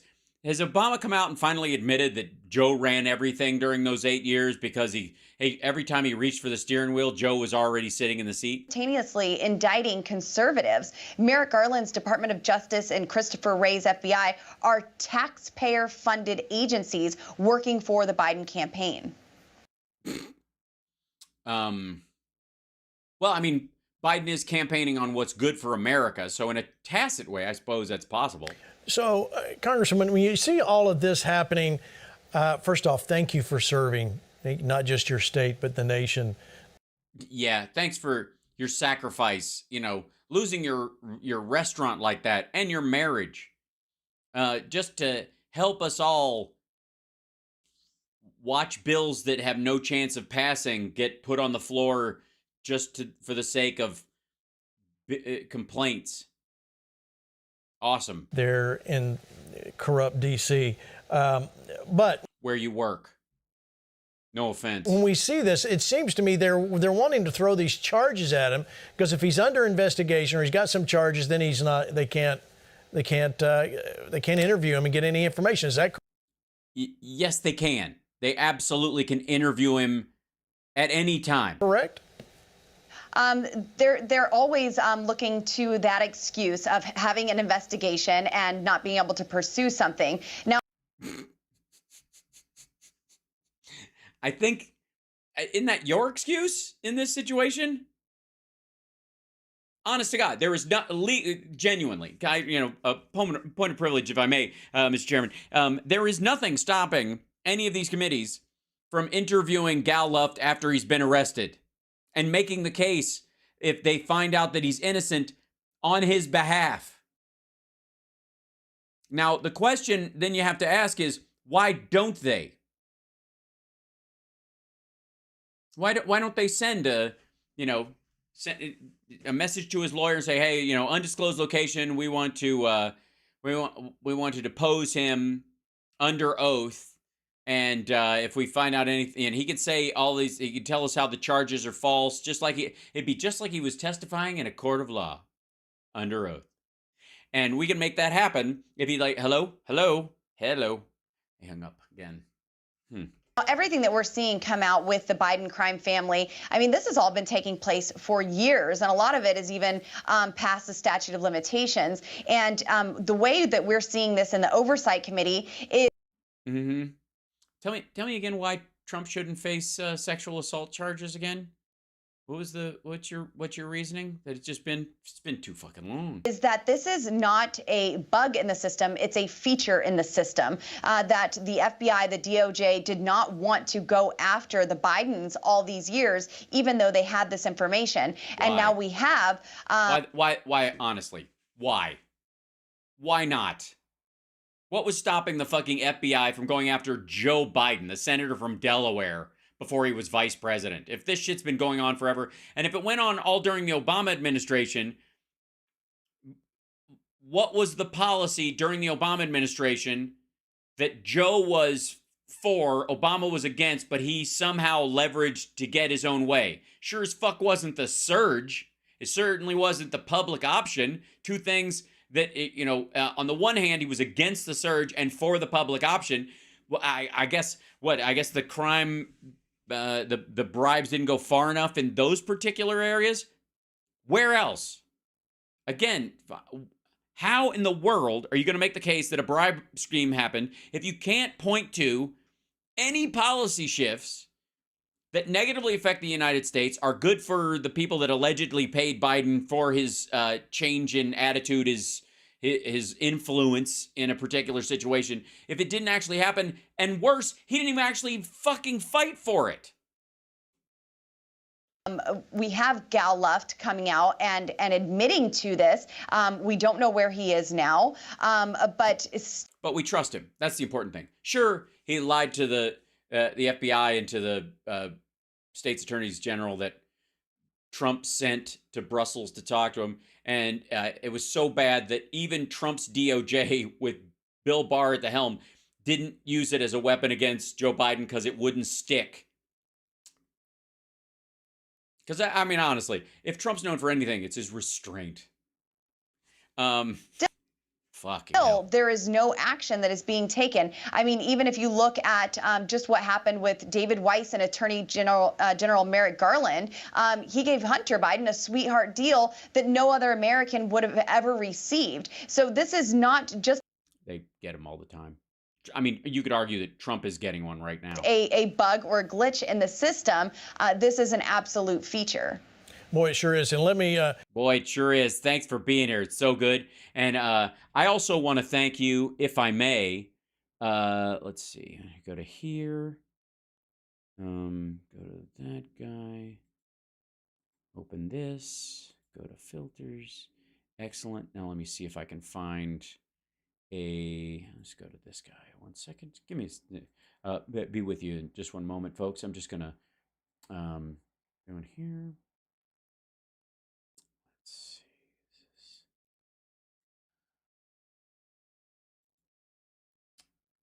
Let's see, where would that be? Downloads. Let's be in here, wouldn't it? Yeah, there we go. Okay, let me, hold on. I got to do this first. Go to studio mode. I'll fix this here. Then we'll go to here. Then we'll go to filters. Then we go to this. Because some people just, sometimes I'll let some people get away with something. And then other people, by God, I can't do it. I cannot do it. And this is one of those situations where, let's see, let's grab, yeah, this one will probably be better, I think. Okay, we'll put this here. We'll shrink this way down. Put this on here. And then we'll send it to the back. Way down below the whole thing. Give me 1 second. This is going to be worthwhile, I think. There we go. Okay. And then we'll choose this. It's going to be worth it. Hold on. Take this. Filter. Then I want to do it here. Turn that off. Turn this on. Add a... There we go. Okay. Yeah, excellent. And then we'll go up a little bit.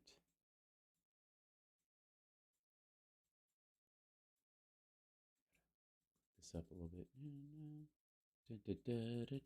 Yeah, there we go. It's starting to look good. Now we're starting to get it. Okay, hold on 1 second. We'll take this this guy right here. I gotta shrink this down a little bit more. There we go. And now, ladies and gentlemen, there you go. If I may, it's important that you have somebody who's on here wearing a true Trump Epstein shirt in these situations. There we go. Yeah, that's I think it's cool that she's just standing by her man. She's got Trump and Epstein on her shirt, hanging out on an airplane. Weird. It's interesting that picture even exists, but she got it printed on a T-shirt. That's dedication. Let me go to you, Rick. You hear all this. This is what makes America really frustrated, because they. No, I'm not really frustrated, honest to God. I'm not. But can we go back to Bobes? Because I don't need to hear from you, Rick. Nobody cares. Whoops, this got stuck. What's happened? Back up here. There's Lanny Walnuts. We'll go back to, there we go. Let's go back to Bobert. They want to cover up. I'm sure Biden wants us to stop looking at the past and get back to the future. But this is where we are right now. We are just uncovering all of this information. I was in a skiff reading unclassified documents, the FD 1023s. And, this is something that needs to be released to the American people. And I'm going into a skiff again on Thursday for another unclassified matter to meet with Secret Service agents about cocaine being found at the White House. I mean, this is twice now that this administration is putting us into skiffs, into secured rooms to be briefed on matters that are not classified. And so they're doing everything that they can to protect Joe Biden. They certainly don't want my articles of impeachment that I sent to the Homeland Security Committee to come up and get a vote, because Kamala Harris is great insurance policy for Joe Biden. Certainly they don't want her in office. They don't want her. You do realize you can take a breath and think about what you're going to say before you say it, as opposed to just like spending most of your time psychically just kind of stitching together bumper stickers so that they can come out of your mouth like a ticker tape. And as vice president, even, they'll send her somewhere and, she can tell kids about the space and moon and cackle with them. Tell people about the space and moon and cackle with them. But I do believe that they would love to prop somebody like Gavin Newsom up. But either way, I am confident. I don't think they have to prop him up. I think the idea is that they want to promote him to. He's probably going to run for president, absolutely. But he's like somebody who actually gives a shit about the Democratic Party. He's going to wait. That President Trump is going to come in and win that general election in 2024. This is someone who has experience, who hanging out with Jeffrey Epstein on an airplane. I appreciate you pointing it out. Who has a proven track record of hanging out with Jeffrey Epstein on an airplane. And also President Trump. Oh, sorry. I have to do something real quick. I need to take this. Let's see. Grab this picture. I've got to drag it over to here. And whoops. See, that's the actual picture. There's a buddy. Hold on, right? Whoops. And then just went into here. Crap. I'm just having some fun. It's okay. Why is it not going in there? What's happening? Oh well. Why can't I add something there? You silly, silly person. I guess I have to add it in here. I want it to be in my little other frame too. There we go. Yes, there you go. And then we put that in the back. Dink, dink, dink, dink, dink. Oops. There you go. Dink, dink, dink, dink. Yeah, that works. We take this in, and we squeeze this down to here. And perfect. Okay. It's going to be good later on, I think. Just trust me on this. All right. Okay. Now back to where we were. Hello. Okay. Is not going to be worried about his second term in office. Anyone else that would be going into that office, any other Republican, they would be more worried about their next election, their re-election, than these first 4 years that they were serving. So I am very confident that President. What? Wait, so Trump is not worried about his legacy. What? Republican in office. Anyone else that would be going into that office, any other. She means Republican presidential hope. The Republican, they would be more worried about their next election, their re-election, than these first 4 years that they were serving. So, see, is that what Trump was doing? He just lost, and therefore, who gives a fuck? I am very confident that President Trump will win that, and we won't have to worry about Biden, Kamala, or Gavin Newsom. Amen. I'll agree with that and pray and agree, and everybody in this room will agree with that. Basically empty, that room. Anyways, I just thought that was worth us all gathering. Hold on a second. Grab this. Sorry, I have to move this guy over there. Excuse me. Your shirt got messed up, and I wanted to fix it. Yeah, that's just in case anybody's confused about what's on her shirt. It's that picture. It's amazing that she was able to get that printed out in such a nice garment or whatever. I wonder if how many washes before it starts to crack. Anyways, anyway, gang, this is Hal Sparks, Megaworldwide. Hi. I'm done with those folks. Now, if I may, let's see what we got left. Okay. Gaetz, we did that. Okay. So let me do this real quick. Cause I don't know how much of this I'll need to watch because it's whatever. But this is Max Blumenthal. Oh, sorry, this still got the green screen on the thing over there. Here we go. Open this up. Whoops, sorry. He was on Jimmy Dore's show, and apparently there was a huge deal. He got to speak at the UN, and well, I'll show you. We'll just.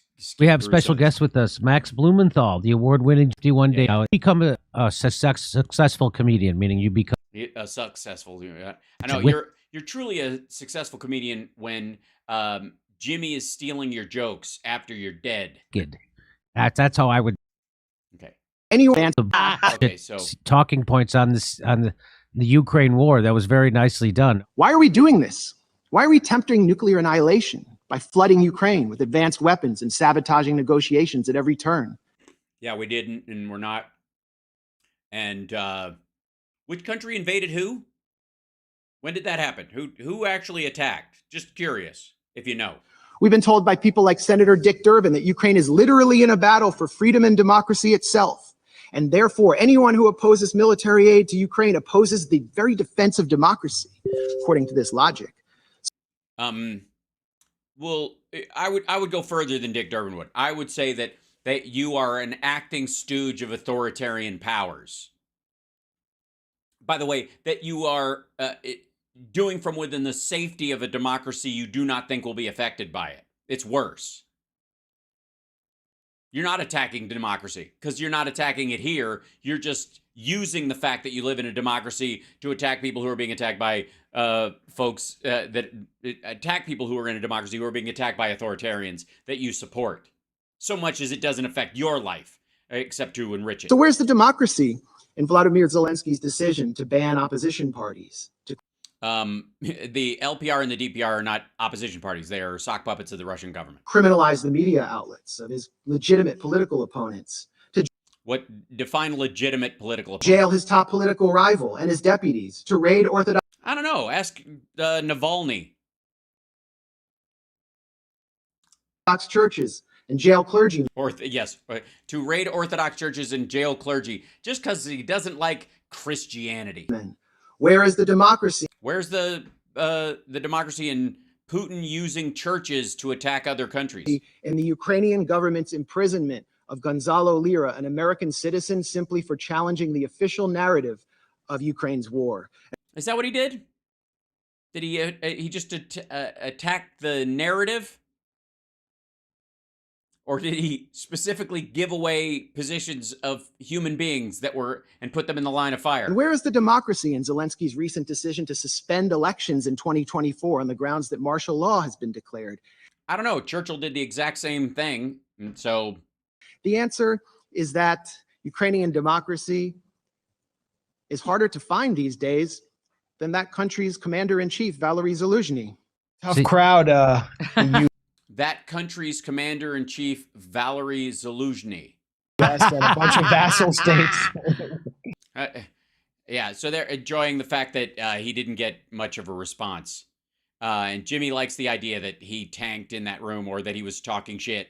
Now, wait. How did he end up there, though? I mean, we've always wondered, I think a lot of us, like, how do you get access to that? How does somebody like Max Blumenthal, other than the fact that he's a child of the legacy of legacy media, which has given him, a leg up to create the gray zone, funding for which, who knows where it comes from. Yeah, it was like a... Oh, yeah, Phipps, Mr. Phipps. Not very diplomatic. No, you challenge him slightly and he starts melting down and... Oh, by the way, he starts bitching about people reacting to him as if they're not reacting as real people, that they're just melting down, that they're just losing their shit, that they are becoming unhinged. It's sort of akin to the misogynistic idea of, women get emotional instead of going, it's about a dead kid. You know what I mean? Where they take a real situation and then they castigate someone for their emotional reaction to it or their philosophical or ethical problems or moral problems with what you're doing and say that that's just an attitudinal spike. That's the case he's making here. Nobody has a problem with what Max and Jimmy are saying because they actually have a problem with it. They have it because they're, emotionally, exaggerating sociopaths, I guess, or psychopaths. Attacking me as a trust-funded, Russian-funded evil doer, I guess. Yeah, I think they all apply. Yeah.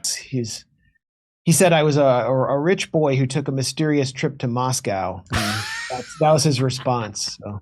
Well, if you were rich and you took it, why would you take a trip to Moscow? Exactly. I wouldn't need Why would you need Moscow's money? No, you're mistaken. There, first of all, a trust fund kid running off that needs to make their own fortune too. That's why he went there. Very few rich people are satisfied with the riches that they are born with. Except Donald Trump, I guess, who got his dad's money and then burned it to the ground. Exactly. So it was just a bizarre tweet that was compiling a bunch of neocon lies and rumors instead of responding to anything I said, any of the... What, are the rumors true, though? That's interesting. Lies are one thing, but if it's a rumor... Facts I deployed about U.S. aid to Ukraine, U.S. military aid to Ukraine, how it's escalating the conflict. And it really...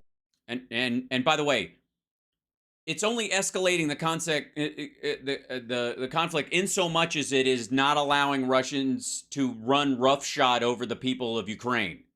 And again, this is the equivalent of saying if you help a woman fight off her rapist, you're encouraging rape because that guy's just going to be more horny now because he didn't get laid.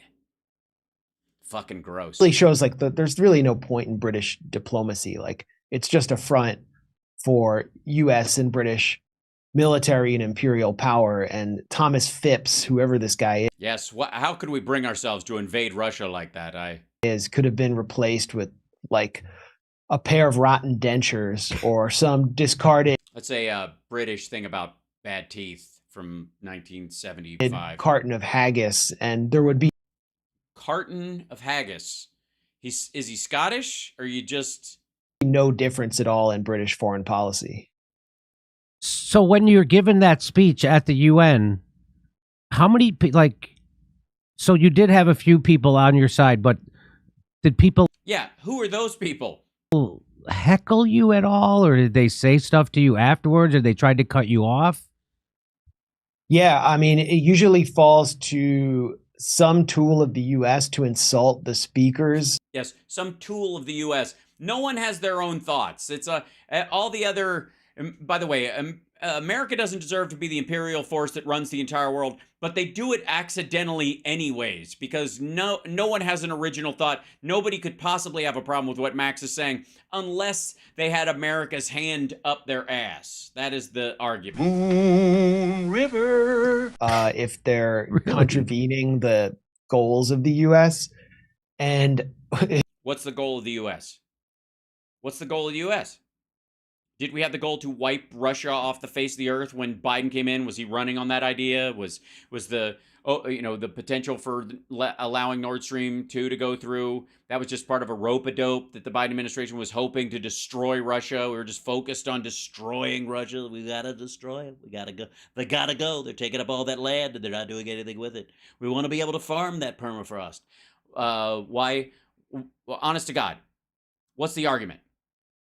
Is there a people's like a PNAC kind of Project for a New American Century plan to wipe out Russia that the Biden administration, they've been pushing ever since Obama was in office? In which case, why the fuck didn't they do it when they invaded Crimea? The most vicious delegation towards me was Albania, which is one of the only countries in the world where George W. Bush is still popular. Oh my God. There and in Kosovo. By the way, I would like to say for the record that both of these two gentlemen defend Bashar al-Assad and the Syrian government, a country where Hitler still is on stamps. So, oh my God. Oh, they have streets named after George W. Bush. Like he gets a hero's welcome when he comes to Tirana. And it was weird. The Albanian delegation is sitting next to the U.S. and the U.S. has so much staff. They have like 20 people. And I couldn't tell the difference between the U.S. staff and the Albanian staff. And when the Albanian guy was reading out this litany of denunciations of me and my friend Che Bose, who also spoke about the consequences of U.S. aid to Ukraine, it really felt like an American had read it. And the U.S. deputy ambassador was just had read it? You mean wrote it? Sitting there smiling while he read it. Yeah, because he agrees. And they also think you're an asshole. Again, I don't know why this is supposed to be signs of a plot or subterfuge.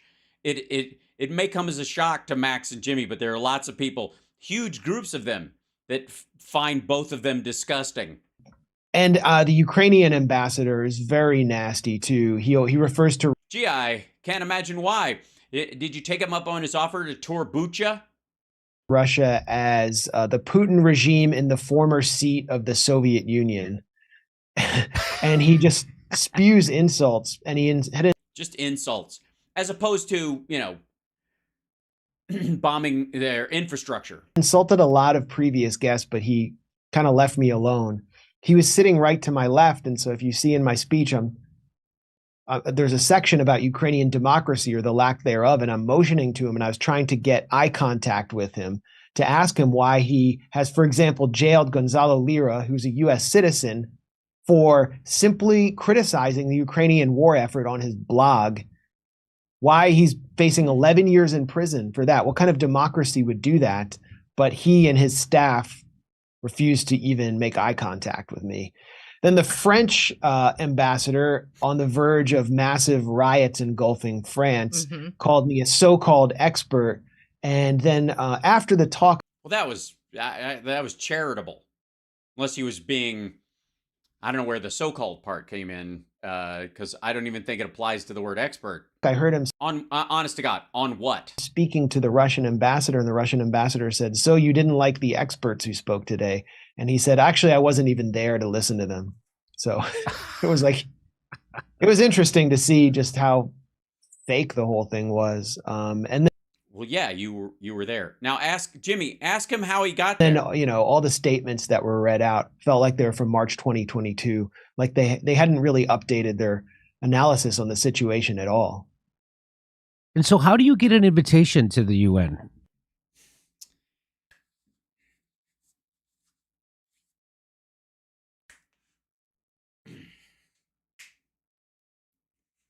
Here it comes. You guys ready? You buckle in. Strap yourself in. Get ready. Well, I was invited by one of the 5 permanent Security Council members, and I bet you can guess which one.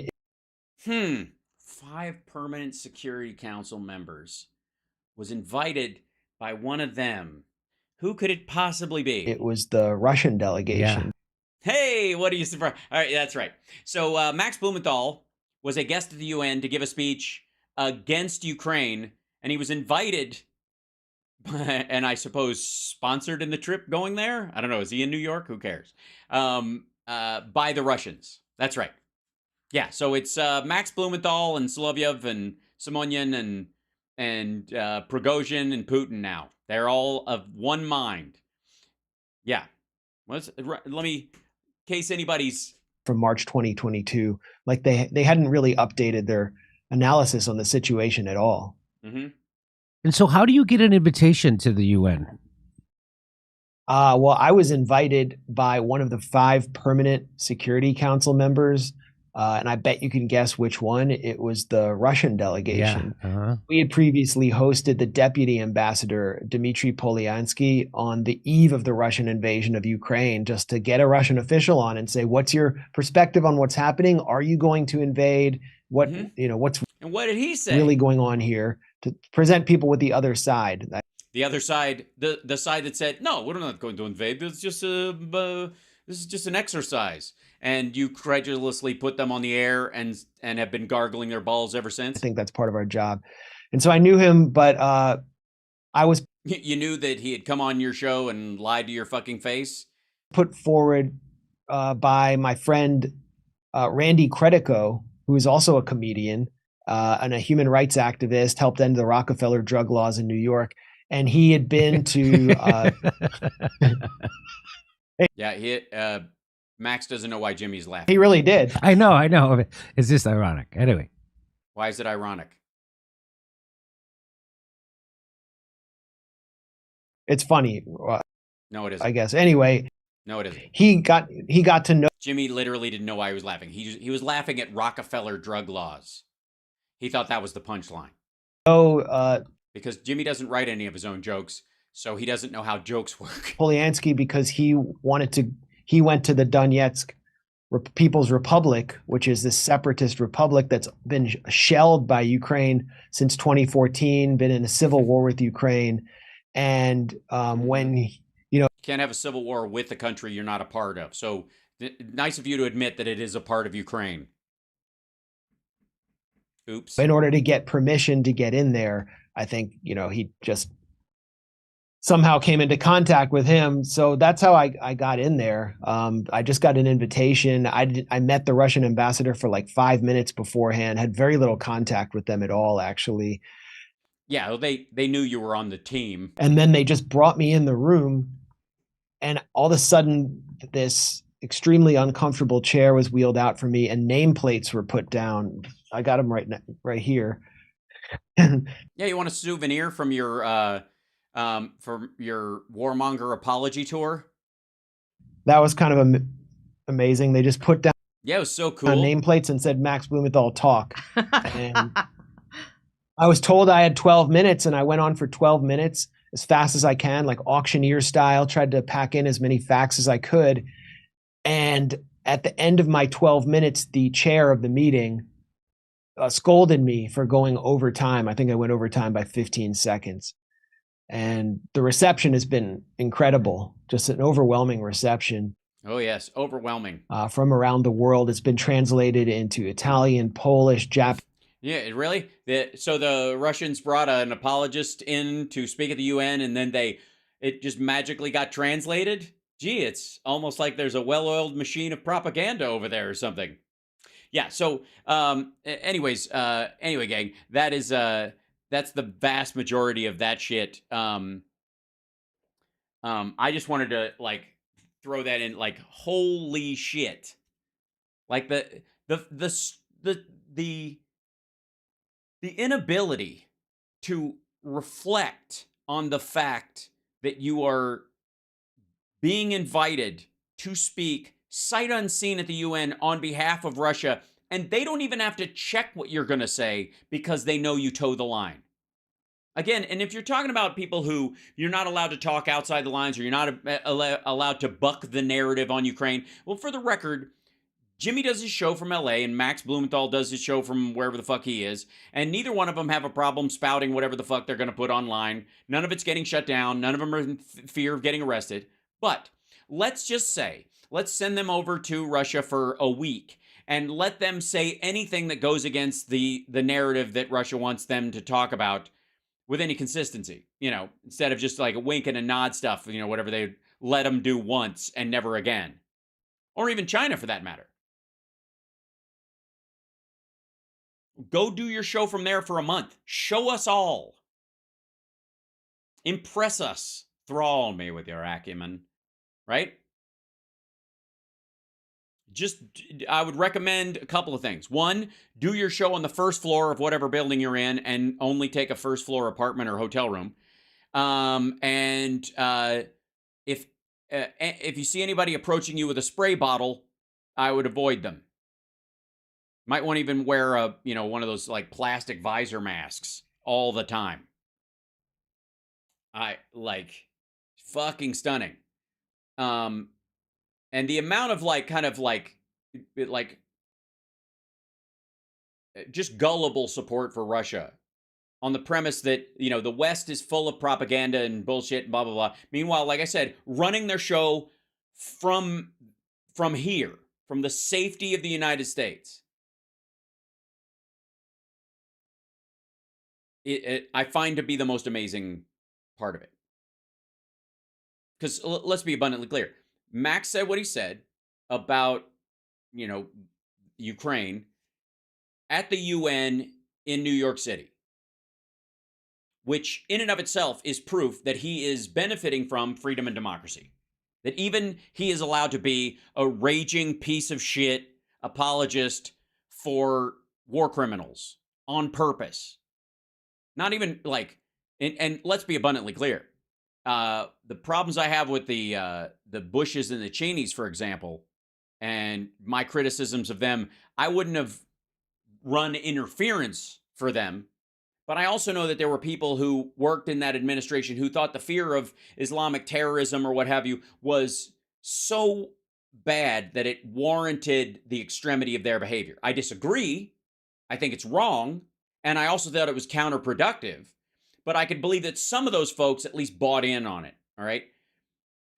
I don't believe Max has bought in on that level of sort of naive commitment on the part of the Russians, that they're like, oh my God, NATO's going to run roughshod over us. We just want to be a country. The Ukraine's full of Nazis. What are we supposed to do?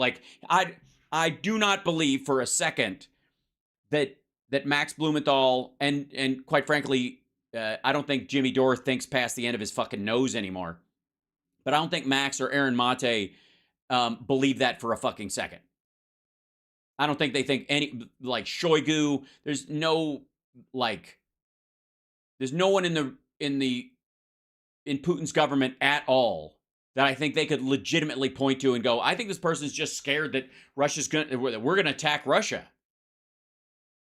Because they would literally, as they said the sentence, feel an abundance of idiocy coming out of them. They can spew vitriol and the like, but, looking gullible or stupid, it's better to look vile to them than it is to look gullible or stupid, I guess. And so they would at least have that moment to hope. I mean, I'm assuming, I don't know either of them personally.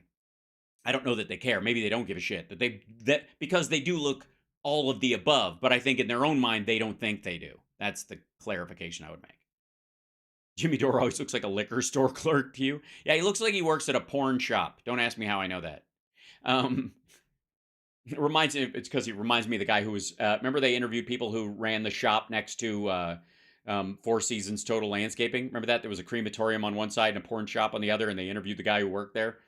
That dude dressed like Jimmy. I was very distinctly like, when's Jimmy's shift?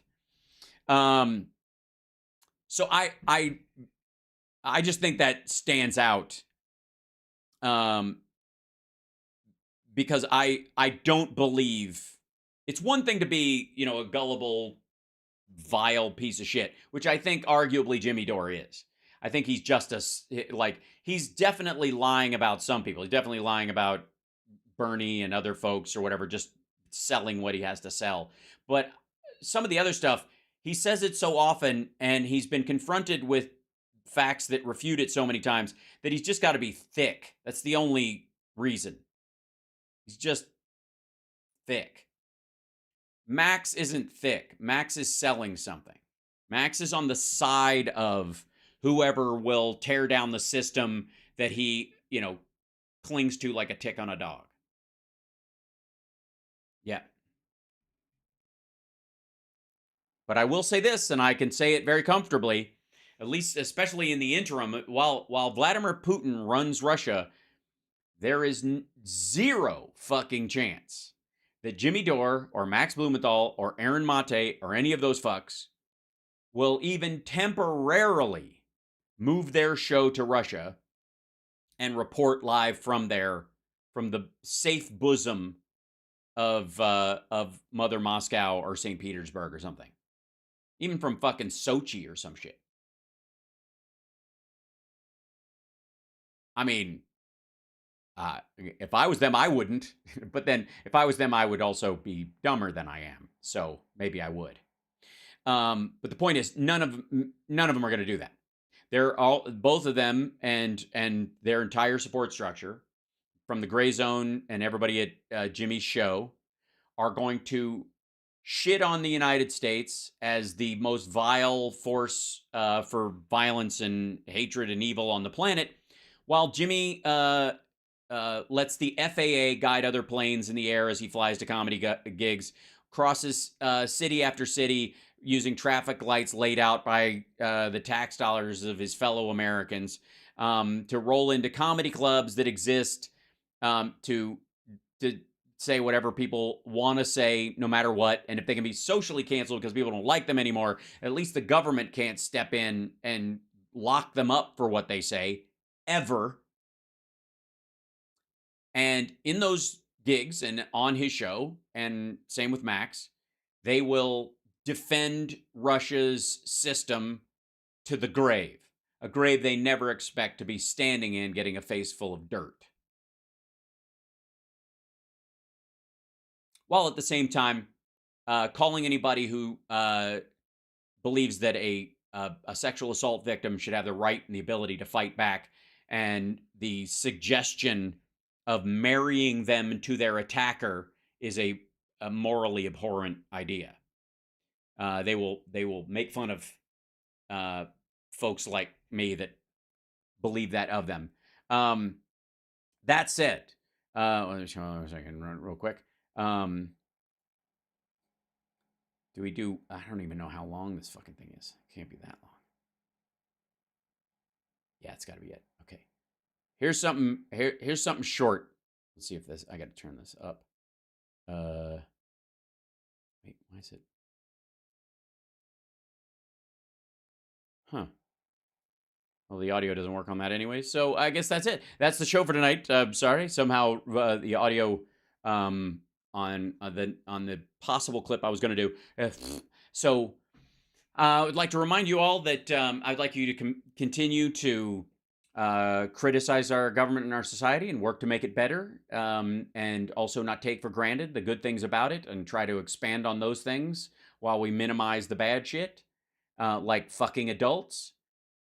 And every time you get up in the morning and optimistically put one foot in front of the other, and recognize that all greatness in life comes from incremental, bit-by-bit change, that you perhaps at some point have a wee bit of contempt that you allow to bubble up for the Jimmy Dores of the world, and I guess how TYT envisions they used to be, as people, you know, who sell the idea that if it doesn't happen like a pancake flip, it's all bullshit. Because fuck those people. And I love you guys, and take care of yourself, and keep up that optimistic stoicism. We're going to be all right. Okay, all right. I'll see you later. Take care of yourself and take care of somebody else. And remember, if you're ever confronted with a choice that you believe is the lesser of two evils, choose less evil. Even outside, it's packed. We have what vaccine? The bus wasn't that long ago. Again, the words are conditions. The permission, executive. So this, permission, they say, pronounce it permission. They don't like the gas. They say it's a back door, but I call it a smart door. They don't like the gas. Here I am like an idiot. I had a beat off. In his sock drawer. I felt really good after taking it. In his sock drawer. River. Michigan gave us Motown. Gave us Motown. Gave us the Mustang. When they gaze upon Yosemites. We're going to be appointing very pro-life judges. Even brought a safe cracker. Action replays in magnified portion. Winston Churchill stood on the rooftops in London, very calm, making speeches. Winston Churchill. That's explosive in terms of fire. Let's read the books. First new branch of the U.S. Armed Forces in 75 years.